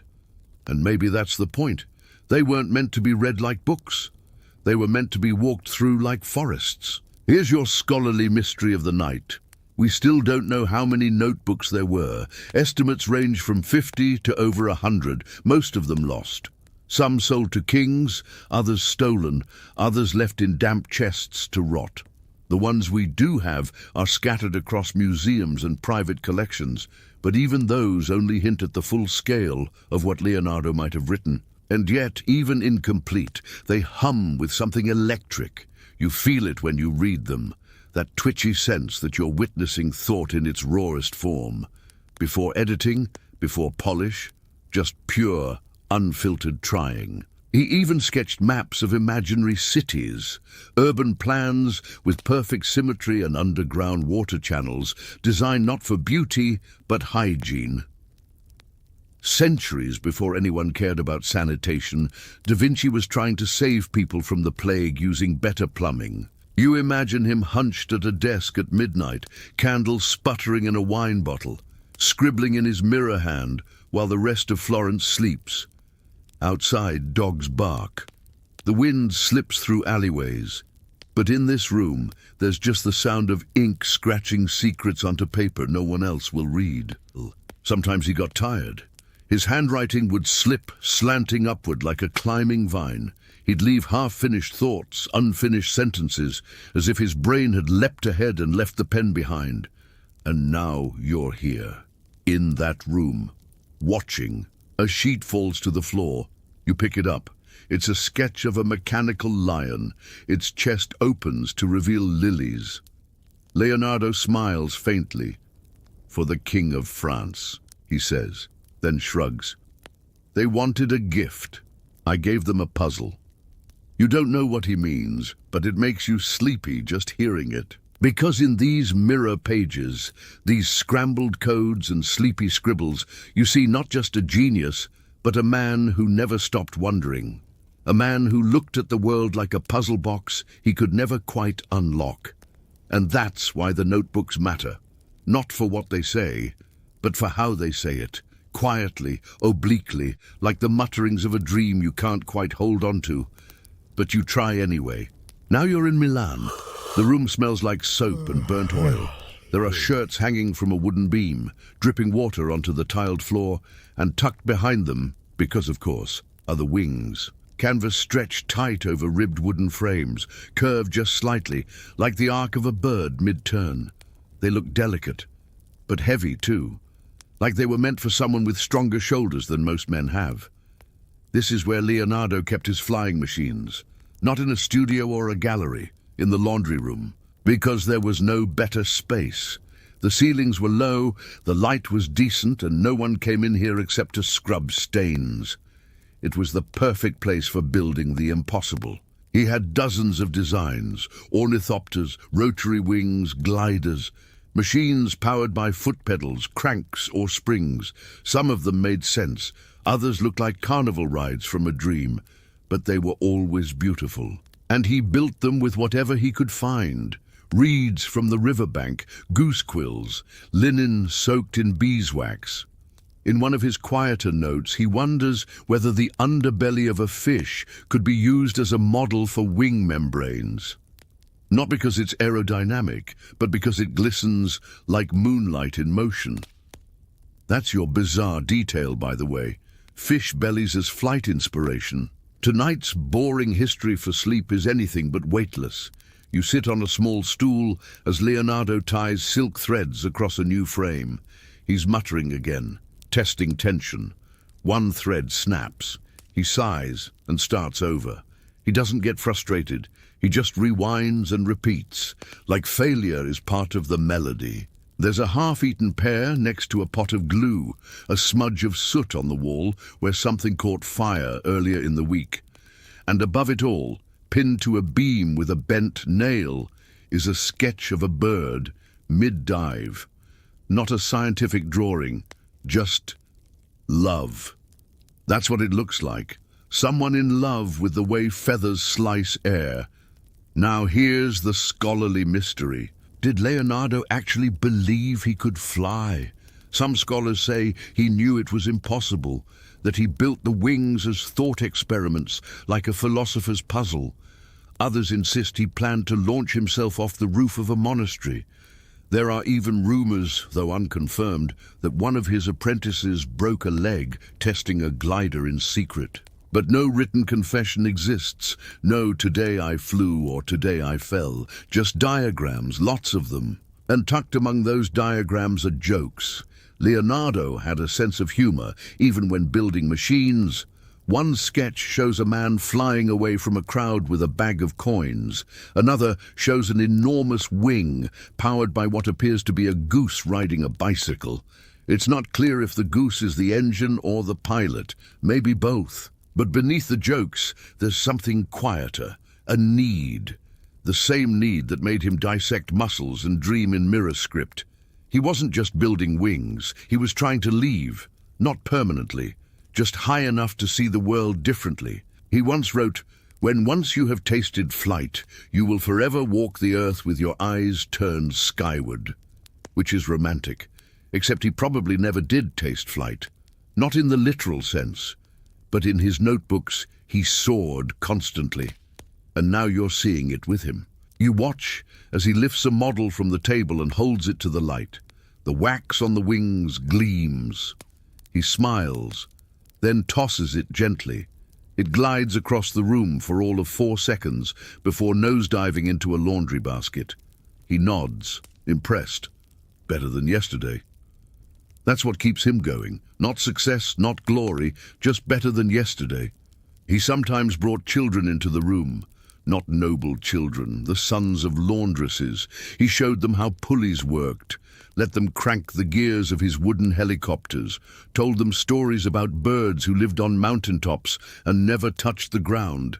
There's no record of what those children thought of him, probably that he was mad, but they kept coming back. He gave one of them a spinning top he'd carved himself. The child asked what it was for. Leonardo said, "To make your thoughts dizzy enough to fall asleep." Which, honestly, is a pretty good description of this entire series. Here's a moment that sticks with you.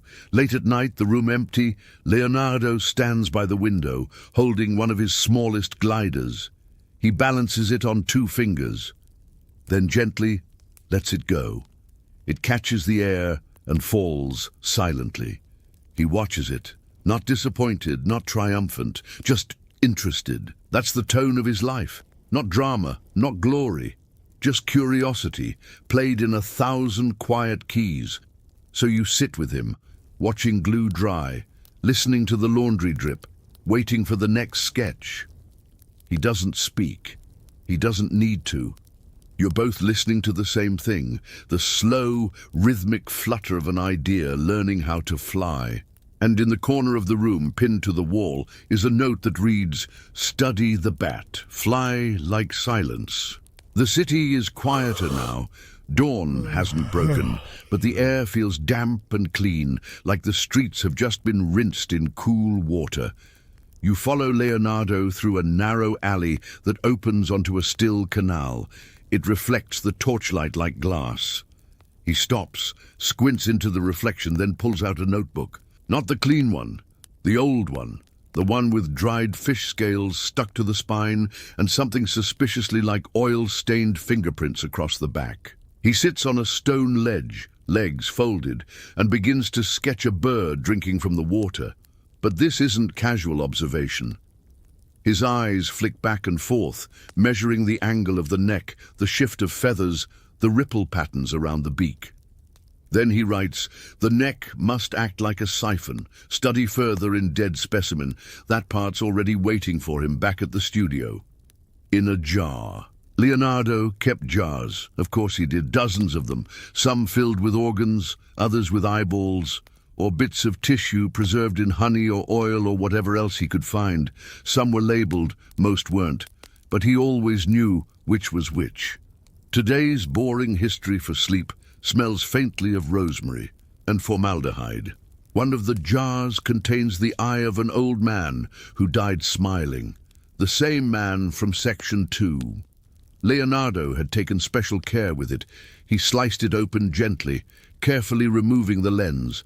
Then he held it up to the sun and wrote, "This is how vision dies, in soft light." A little poetic, a little unsettling. Very Leonardo. He was obsessed with how things looked and how we saw them. Not just color or shape, but the mechanics of seeing. He once spent days drawing cross-sections of the human eye, complete with arrows showing how light refracts inside the cornea. No one had done that before, not in the West, not with that level of detail. And that leads us to tonight's scholarly debate. Did Leonardo really understand optics? Some historians argue yes, that he was centuries ahead, describing things that wouldn't be verified until microscopes and modern physics.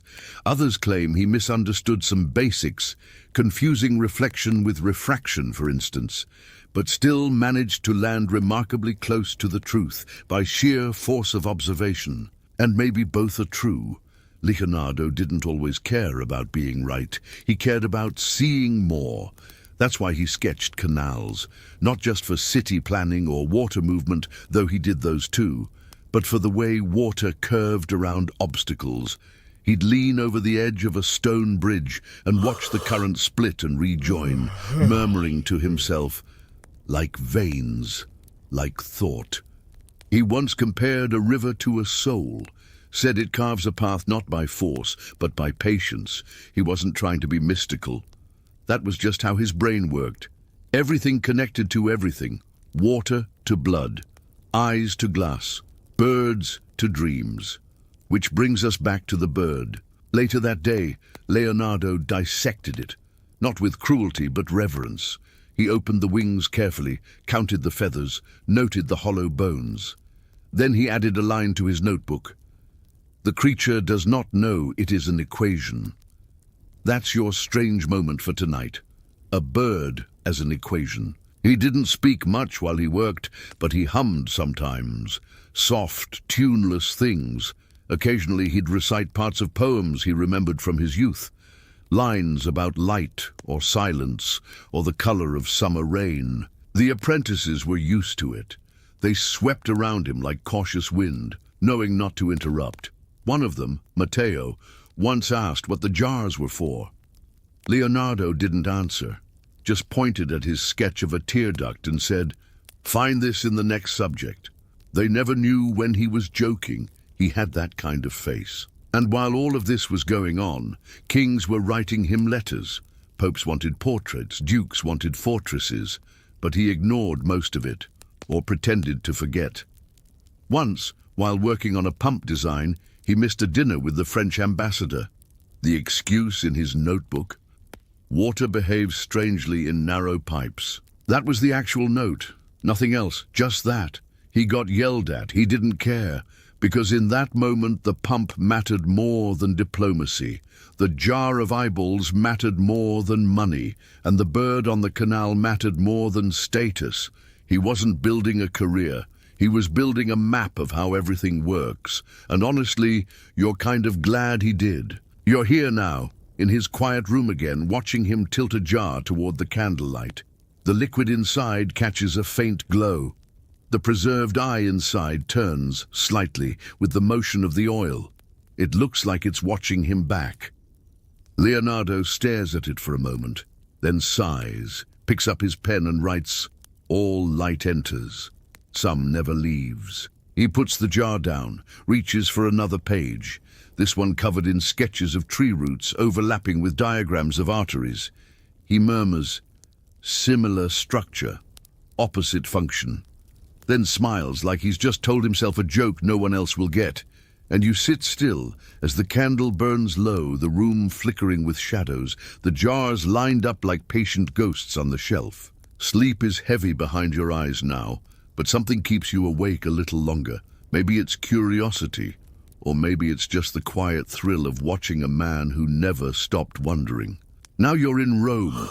The walls are taller here, the courtyard's quieter, and Leonardo, he's older, slower maybe, or just more selective with his energy.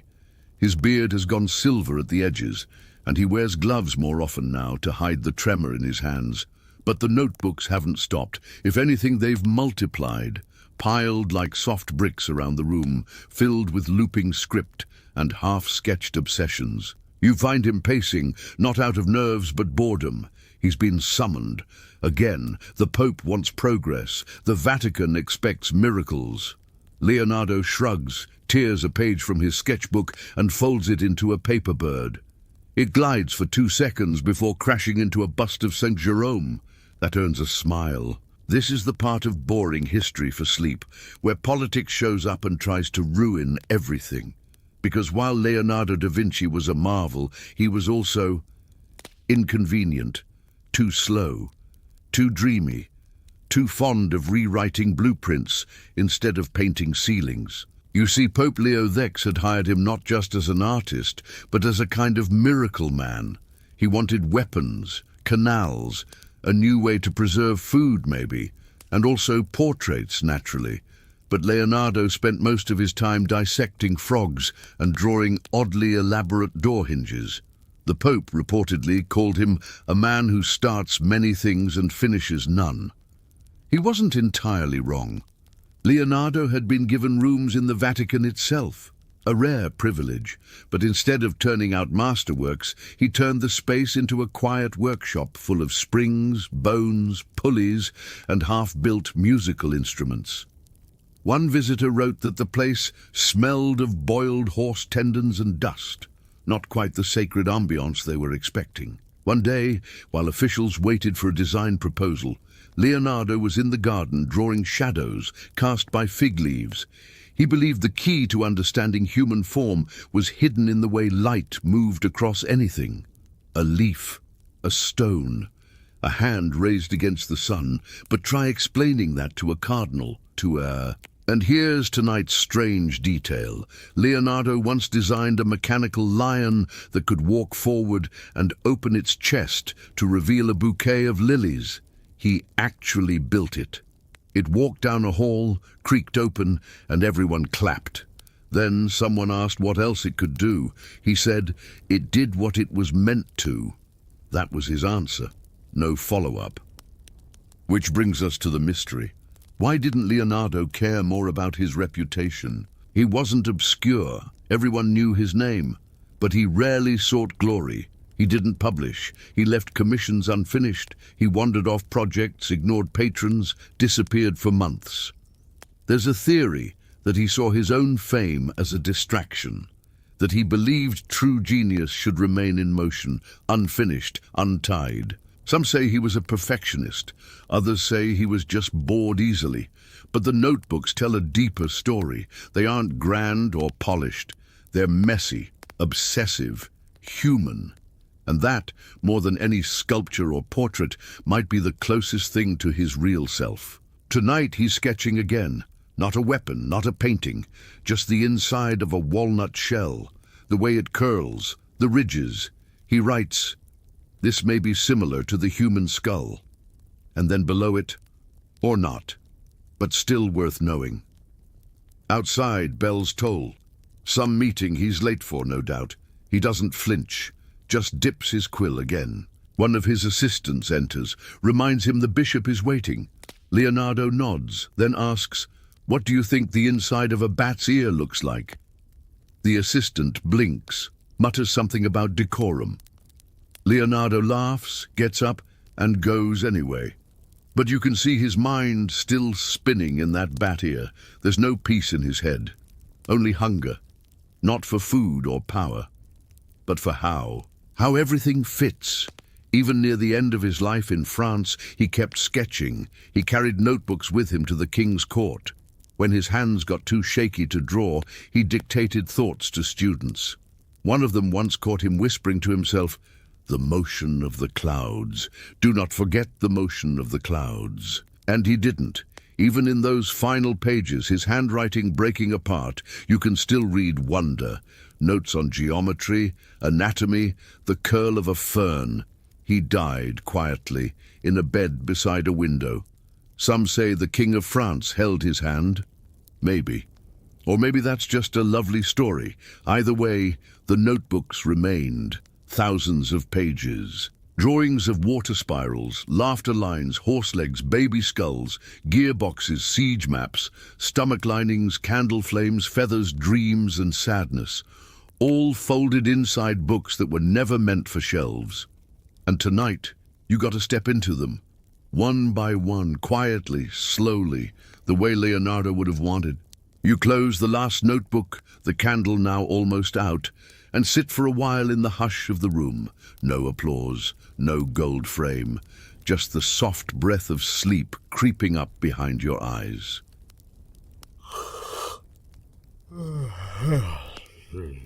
Tonight's last story might make you squint into the darkness and think, what if it actually happened? The air smells like burnt metal and warm ozone. Somewhere in the distance, a dog barks, but you're not sure if it's a real dog or something else. You lie back in your bed, as cozy as a pre-war vault mattress, and drift into a world where humanity pressed a button, smiled politely, and turned everything into ash. Quick pause.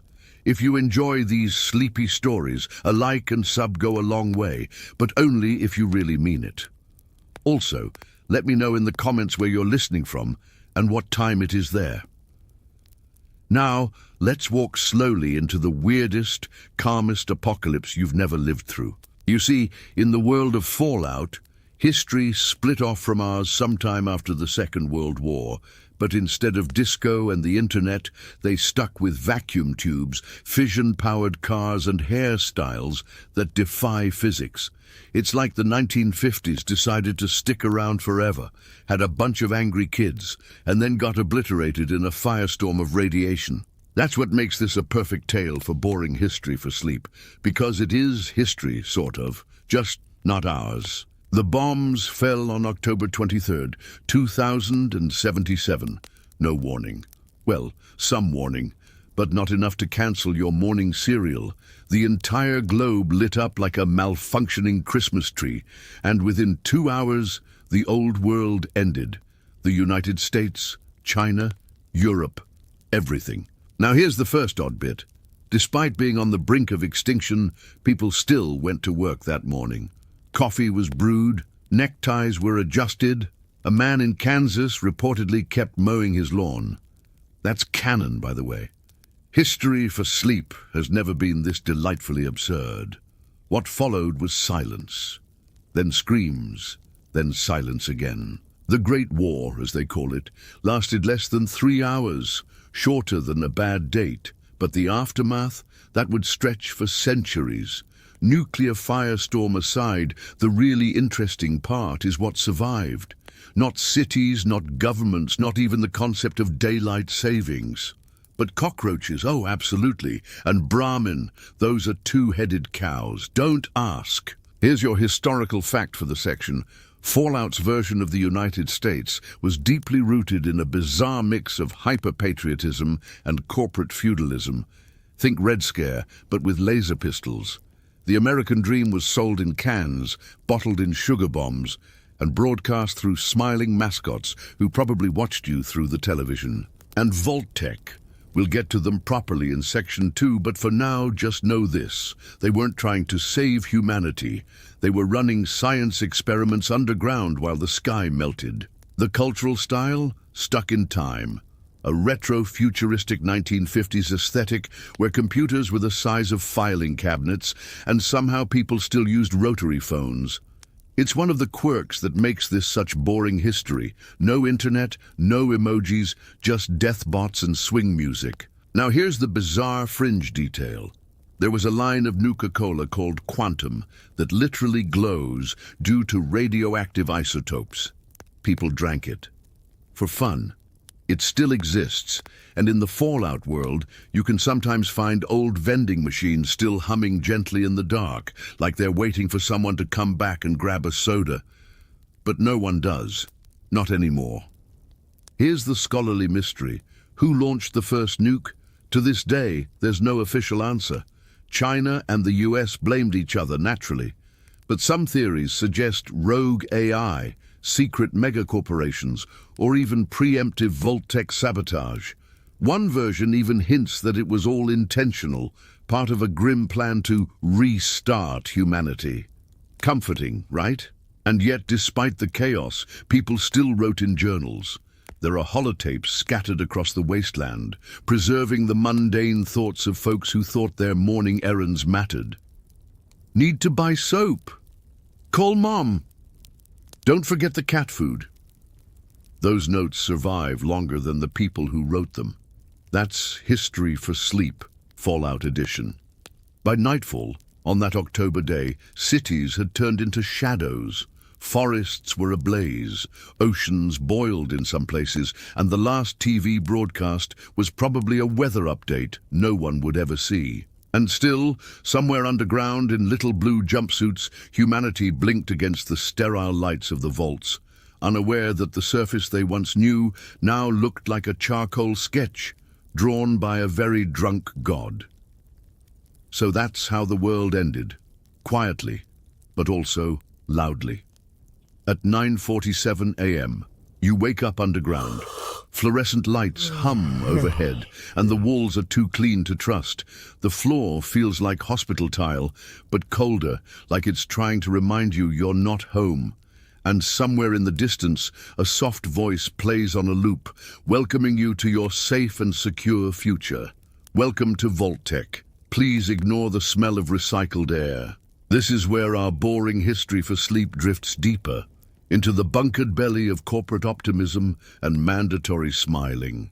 Vault-Tec was the company contracted by the pre-war US government to build underground shelters called vaults. You've probably seen their mascot, Vault Boy. He's got a thumbs up, a wink, and the kind of confidence you only get when you know something terrible and aren't planning to share. Now here's the thing they didn't put on the brochure. These vaults, they weren't just shelters. Most of them weren't designed to save people. They were psychological and sociological experiments with lead-lined walls. One vault, for example, sealed its doors with only one woman and 999 men. No explanation. Another gave the residents an unlimited supply of party drugs and no instructions. A third had a voting system where each election removed the winner's life. Every 4 years, congratulations, now please step into the disintegration chamber. And yes, there's one where the vault's purpose was simply fill it with cats. That one's probably not canon. But given everything else, who could tell? Your historical fact for this section is that Vault-Tec's design reflected the era's obsession with control. The company was essentially allowed to operate like a sovereign nation. They had secret facilities, their own private army, and a philosophy that the end of the world was just another business opportunity. Capitalism didn't die in the Fallout world. It ducked into a vault, had a nice nap, and woke up twice as smug. Now here's a real oddity. Vault 77 reportedly housed just one man and a box of puppets. That's it. No one else. Just cardboard eyes and silence. And over time, he started having full conversations with them, made his own society, elected a puppet president. That's not just boring history, that's painfully awkward bedtime theater. Most vaults failed, by the way, some within days, others lasted a decade or two, but eventually things would crack, air filters would clog, food would spoil, or someone would simply start asking questions like, why do the walls whisper at night? That's when things got interesting. The scholarly mystery here lies with Vault 11. Inside, residents were told they had to sacrifice one person every year. If they did, the rest would survive. If not, everyone would die, so they voted and executed, over and over, until one year, No one volunteered, and the system didn't kill them. Instead, it congratulated them for passing the real test: compassion over obedience. Only by refusing to kill had they proven humanity's worth. They were rewarded, except by then, almost everyone was already dead. Now you might be thinking, surely not all the vaults were horrible. Surely there were some that functioned properly. Yes, 2, maybe 3. The rest were psychological dumpster fires with airlocks. Yet even in those bleak metal tombs, life found a rhythm. People raised children, held funerals, sang songs, invented new holidays. One vault turned their experiments into a religion. Another simply pretended the outside world never existed. That's where this becomes proper boring history for sleep. The slow erosion of memory, the way humans adapt even in cages. Over time, stories of the old world became myths. Once there were birds. Once the sky was blue. Once we didn't have to eat beetle jerky. In Vault 112, the residents were kept in suspended animation, living in a computer simulation. It was designed as a utopia, but the overseer, who controlled everything, got bored and turned it into a horror show.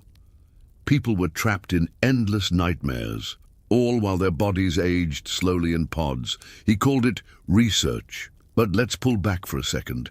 Imagine waking up in one of these vaults. You have no idea what year it is. Your parents are gone. Your calendar says it's Thursday, but it's not. It's 200 years too late for Thursday. And the only person smiling is a hologram. You step outside finally. The doors open with a hydraulic wheeze and sunlight floods your eyes for the first time in generations. You blink, you squint, and then you see it. The world is dead, and it's never looked so alive. Ash-covered forests, ruined cities, skeletons in cafe booths still holding empty cups, and somewhere a radio plays jazz from a station with no DJ. But we'll get to that in Section 3. For now, just know this: the vaults were never meant to save humanity. They were built to study it, to test the limits of fear, faith, loneliness, and moral collapse. And test it they did. You step out of the vault like a mole blinking into daylight, except there's no real sun, not anymore, just a sickly glow through a dusty sky filtered through radiation and regret. The wind tastes like metal. Your boots crunch over gravel that might once have been asphalt, and there's a skeleton nearby in a lawn chair, sunbathing with melted sunglasses still on. Welcome to the wasteland. It's not quite dead, but it's definitely not alive in the way you remember. This is where boring history for sleep takes a rusty turn, because rebuilding civilization from the ground up sounds inspiring. But in Fallout, it usually starts with raiding a burned-out grocery store for canned beans and ends with bartering your shoes for bullets. Let's talk about the sugar bombs. Yes, the cereal. Sugar bombs are a recurring pre-war breakfast staple. They survived the apocalypse better than most people. Somehow the cardboard boxes are still intact, the flakes inside still crunchy, and the branding still obnoxiously cheerful. There's even a whole faction of wastelanders who believe sugar bombs are part of an ancient health regimen. Others just grind them into jet fuel. Literally, sugar bombs can be used to cook jet, a highly addictive inhalant. That's your fringe detail for this section. The drug economy in Fallout runs on everything from coffee filters to radioactive breakfast cereal. Very educational. Now, after emerging from your vault, you're going to meet a few kinds of people: settlers who are just trying to plant corn in the dirt and not get stabbed, raiders who are absolutely trying to stab you, and ghouls, radiation-scarred survivors who look like corpses but talk like cranky uncles. Some are kind, some will eat you. It's hard to tell at first. Your historical fact here is this: after the Great War, power never truly returned to a centralized government. Instead, civilization fractured into tiny pockets of hope, paranoia, and sarcasm. You've got towns built out of airplane scrap, entire communities worshipping undetonated bombs, and places where cows are currency. One of the most well-known settlements is Megaton, built in a crater around a live nuclear bomb. The locals built homes from sheet metal and old airplane wings, and they literally pray to the bomb. It's called the Church of the Children of Atom. They believe the explosion wasn't an end, but a beginning. Comforting. Now you're hungry. You find a vending machine. Inside, fancy lad snack cakes. They're still intact, still fluffy, probably still full of preservatives that outlasted democracy. You eat one. It tastes like insulation and sugar, not bad. You keep walking. A dog follows you, doesn't bark, just watches. In the Fallout world, dogs are survivors too. There's a famous one named Dogmeat, loyal, silent, willing to fight mutant crabs for you. You could do worse. Eventually, you reach a settlement. There's a barter board out front, weapons, meds, pre-war toaster, slightly haunted. The innkeeper offers you a bed made of rusted springs and hay. You lie down. You hear a lullaby playing on a dusty radio, crackling between stations. Somewhere in the wasteland, there's always a radio. That brings us to a strange cultural constant. The music survived. 1940s swing, jazz and crooners still echo through the ruins. It gives the whole world this bizarre, eerie charm, like you're dancing through the apocalypse in slow motion. One of the in-universe DJs, Three Dog, broadcasts from Galaxy News Radio, and his commentary often ranges from heroic pep talks to snarky weather updates like, "Looks like irradiated showers today, wear lead." Now here's your scholarly mystery. Why did no one try to rebuild the old world faster? There are scattered efforts, of course, but the post-war population often chooses survival over memory. Historians argue that the trauma of the bombs created a cultural amnesia. Others think it's simpler. Without infrastructure, trust, or clean water, rebuilding is a slow and painful gamble. Sometimes you just want to scavenge old comic books and call it a day. You meet a trader who offers you a genuine pre-war wristwatch. It doesn't work. Time has no meaning here, but it looks valuable, so someone will want it. That's how trade works now. Objects are worth stories, not function. Speaking of stories, you find a ruined school. Inside, half-burned textbooks, a skeleton clutching a pencil, a chalkboard that reads, "Tomorrow, field trip." There was no tomorrow, and yet life goes on. In the wasteland, people sing. They cook mutated radroach over fire barrels. They write letters on yellowing paper, not knowing if mail still exists. Some even try to build libraries, gathering whatever survived. There's one place called the Bunker Hill Archives. It's just a guy with a filing cabinet and a dream. That's boring history for Sleep in a nutshell. The small, persistent efforts to remember, even when the world forgot. You fall asleep by a campfire. The stars above are dim, hidden by fallout clouds. But somewhere, a shooting star cuts through. Or maybe it's a crashed satellite. Hard to say. Tomorrow, you'll search for clean water. Maybe barter with a man selling mole rat jerky. Maybe you'll find a book that still smells like ink and hope. But tonight, the wasteland hums like a lullaby. By now, you're used to the dust. It gets in your teeth, your hair, even your thoughts. You've seen enough rusted cars and melted playgrounds to last a few lifetimes. But out there, beyond the ruins and silence, people are starting to rebuild. And they're doing it in the most human way possible, by arguing about whose flag gets to flap over the rubble. This part of our boring history for Sleep is where things get political, and naturally very weird. Let's start with the NCR, the new California Republic. Sounds fancy, doesn't it, like a post-apocalyptic Starbucks blend. In reality, the NCR is a well-meaning, frequently bumbling attempt to revive old-world democracy. They've got a two-headed bear as their symbol, a Senate that meets in a tent, and a bureaucracy that could drown a Brahmin in paperwork. Founded in shady sands, the NCR believes in order, taxes, and pretending they're more competent than they are. They build roads, they patrol borders, they print money no one trusts. But hey, they're trying. Sort of. Now, across the blasted landscape, you'll find their ideological nemesis, the Brotherhood of Steel. Picture this, paladins in metal armor, hoarding old tech like medieval librarians with laser guns. The Brotherhood believes that knowledge is power, and power needs to be locked away from the unwashed masses, which is pretty much everyone who doesn't wear a helmet. Your historical fact for this section: the Brotherhood of Steel actually started as a rogue military unit before the bombs fell. They refused to obey corrupt orders, went AWOL, and became techno-monks in power armor. Their entire belief system is built around preserving technology and keeping it out of what they call unworthy hands, which usually includes you. And yes, they've confiscated toaster ovens because you never know.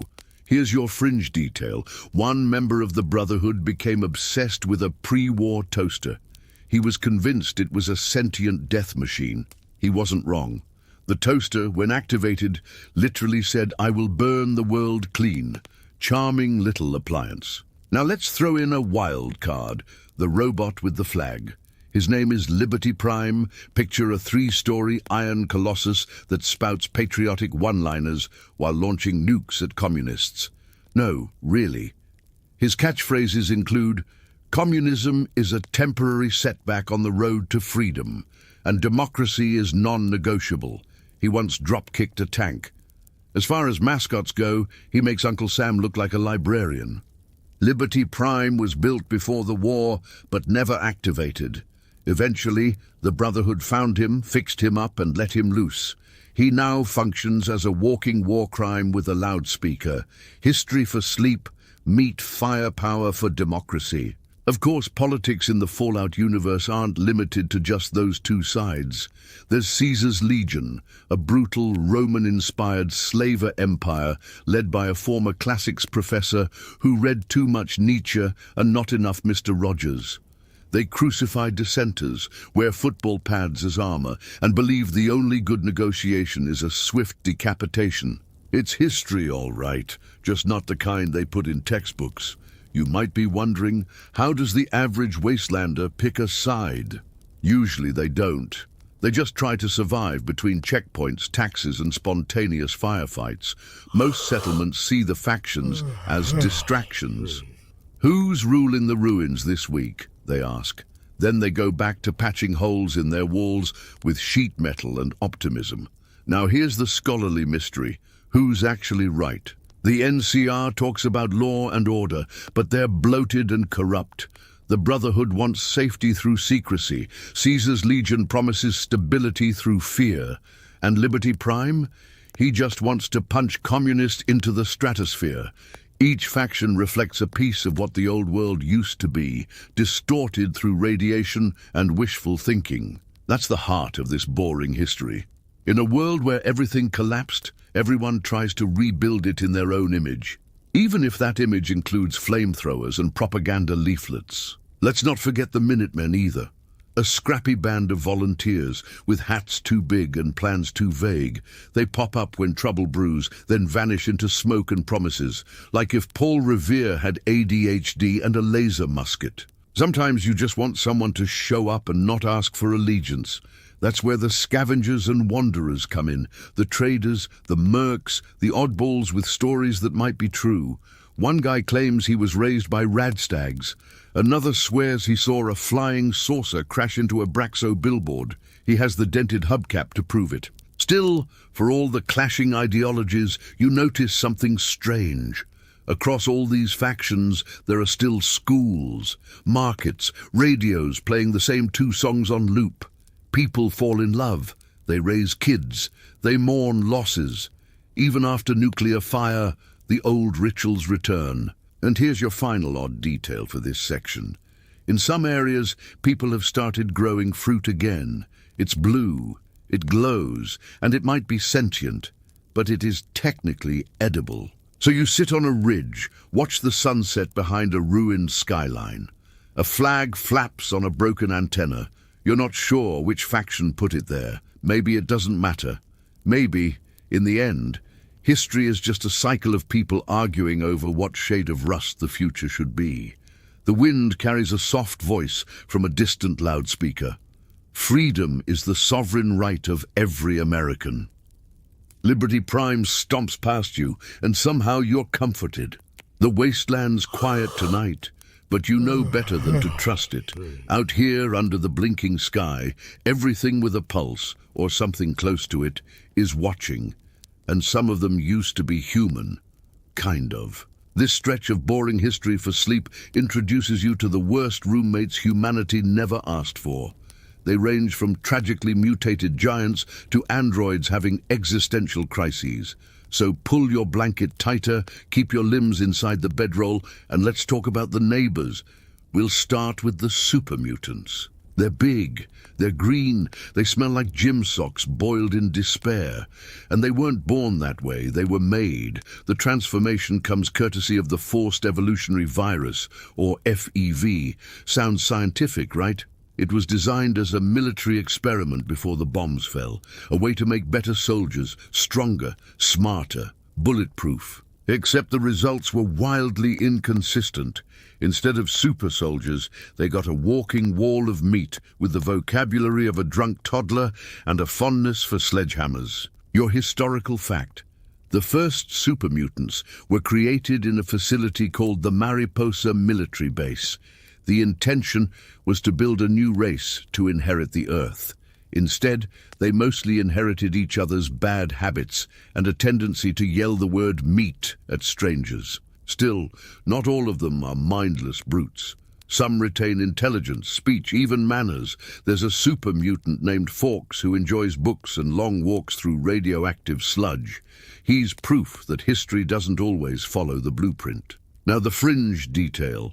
There's a musical super mutant. Seriously, he plays a homemade banjo and sings folk songs about mushrooms and loneliness. He's rarely hostile, just sad and out of tune. But it's the only concert you'll get out here, so you take it. Then there are the synths. Short for synthetics, these humanoid androids are crafted by a shadowy organization called the Institute. Think of it as MIT, if MIT went full mad scientist and built secret labs beneath Boston. Synths come in 3 generations. First gens are metal skeletons barely passing as human. Second gens have rubbery skin and jerky movements. But third gens, they're practically indistinguishable from real people. Flesh, thoughts, memories. Some of them don't even know they're synths. That's where things get messy. Your scholarly mystery for this section: can a machine with memories and emotions truly be considered alive? Philosophers in the Fallout universe argue over it constantly. The Institute claims ownership over their creations. Others say that's slavery, plain and simple. There's even a synth underground railroad, helping them escape and start new lives. One synth, a bartender named Magnolia, sings jazz every night in Good Neighbor. No one knows if her songs come from code or soul. Maybe it doesn't matter. That's what makes this boring history so personal. Everyone's haunted by what they used to be, or what they might be now. And then there are the feral ghouls. You've probably seen ghouls already. Humans whose bodies were mutated by radiation, but who somehow stayed alive. They look like walking corpses, but most of them still think, talk, and complain about taxes like anyone else. But ferals? They're different. Their minds are gone. They screech, they hunt in packs, and they move fast. The strangest thing, some of them still wear pre-war clothes, a wedding dress, a delivery uniform. One even has a party hat, as if some part of them still remembers who they were. There's a long-standing debate in Fallout lore about whether ghouls choose to go feral or whether it's inevitable. No one knows for sure. Some ghouls fear it more than death itself, losing their mind but keeping their body, wandering, forever confused, scratching at doors that no longer open. One quiet detail: in some places, feral ghouls are found clustered in church pews, as if they returned to the only sanctuary they could remember. A sleepwalker's version of faith. Not all creatures out here used to be human. There's the Deathclaws. Huge, reptilian, fast. Originally engineered from the DNA of the Jackson's chameleon, meant to be biological weapons. They're now apex predators of the post-nuclear world. Imagine a T-Rex, give it knives for fingers, and teach it to sneak. Some people try to tame them. One guy claimed his deathclaw was house-trained and named it Mr. Cuddles. He had one arm. Let's not forget the mirelurks, crab-like monsters that skitter through irradiated swamps and scream like broken lawnmowers. People eat them, carefully, sometimes with lemon. All these beings, mutants, synths, ghouls, they make up a new kind of civilization, one stitched together from desperation, evolution, and half-remembered morality. But they also represent a question that threads through all of Fallout. What does it mean to be human when the world no longer is? Can you still call someone a person if they're 90% circuit board? What about someone with no face, but a memory of planting tomatoes in their youth? And maybe you've asked yourself, what would you become? A lone wanderer, a scientist trying to restore old tech, a raider with a conscience, a bard with a banjo and no fingers? There are no clear lines anymore, just blurred silhouettes in the fog, each carrying a different kind of past, each one hoping the night stays quiet. Tonight the wasteland feels full of half-human songs and stories that refuse to die. And somehow, that's comforting. You climb the remnants of an overpass, rusted through and crumbling, but still hanging on, like everything else in the wasteland. The rebar beneath your boots creaks a little, but the view is worth it. You can see what's left of the world. Hills split open like broken teeth, skeletal buildings leaning against the wind, and in the far distance, the soft pulse of neon from a half-working sign that reads, "Open 24 hours." It's not. Nothing really is. This final stretch of boring history for sleep doesn't take you back to the beginning. It takes you to the edge of whatever comes next. Because the thing about the Fallout world is that the apocalypse didn't end on the day the bombs fell. It just started. And every day since then has been a slower kind of ending, one where survival is always just a little too expensive. But somehow, people keep trying. There's something deeply human about planting potatoes in radioactive dirt, even when you know they might grow fangs. Let's talk about the Enclave. They were the remnants of the US government, the real one. Well, they thought so. After the war, they hid in oil rigs and bunkers, planning to take back America. But their idea of America didn't include most people, especially not ghouls, mutants, or anyone who had adapted to the new world. Your historical fact: the Enclave had advanced tech, pristine armor, and a firm belief in genetic purity. They released biological weapons, tried to control information, and even attempted to re-nuke parts of the already nuked wasteland. It didn't go well. Turns out if you treat everyone like subhuman, they tend to fight back. Then there's the Institute again. Remember them?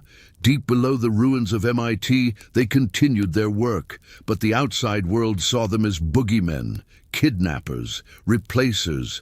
The idea that your neighbor, your spouse, even you might be a synth. That paranoia became its own kind of radiation, invisible, poisonous, always spreading. That leads us to one of the most fragile pieces of this whole post-nuclear history: trust.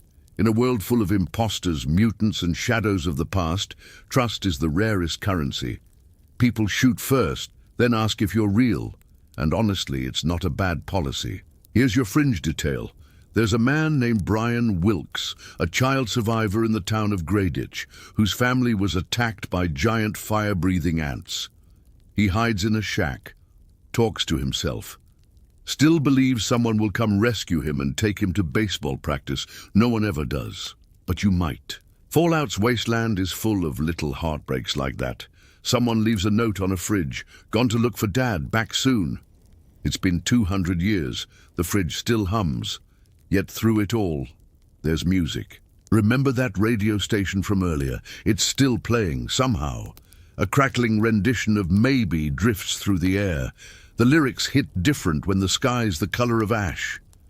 Maybe you'll think of me when you are all alone. You think of all the people who never made it, and all the ones who did, and the very odd fact that even in this ruined world, people still host talk shows. Even stranger. People laugh.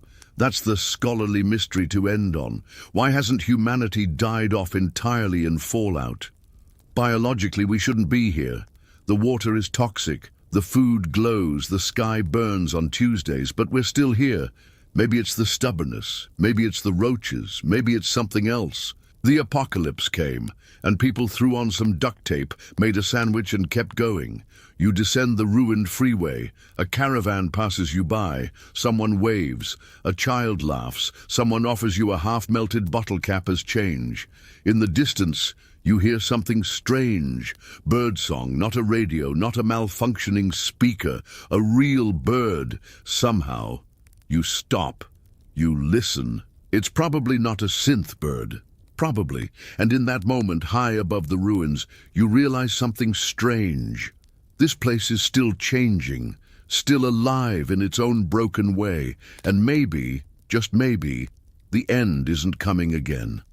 Maybe it already did, and everything after has just been what comes next. You lie back now, the story drifting behind you like dust on the wind. The wasteland grows quiet again. No alarms, no shouting, just the soft hum of old machines and maybe the whisper of a breeze pushing through empty doorways. Your breath slows. You imagine the cracked skyline silhouetted against a sleepy orange dusk. Maybe you're sitting near an old vending machine. Maybe you're holding a lukewarm bottle of Nuka-Cola, the kind that tastes like nostalgia and caramelized rust. There's comfort here somehow, not in the wreckage, but in what survived it. Small things.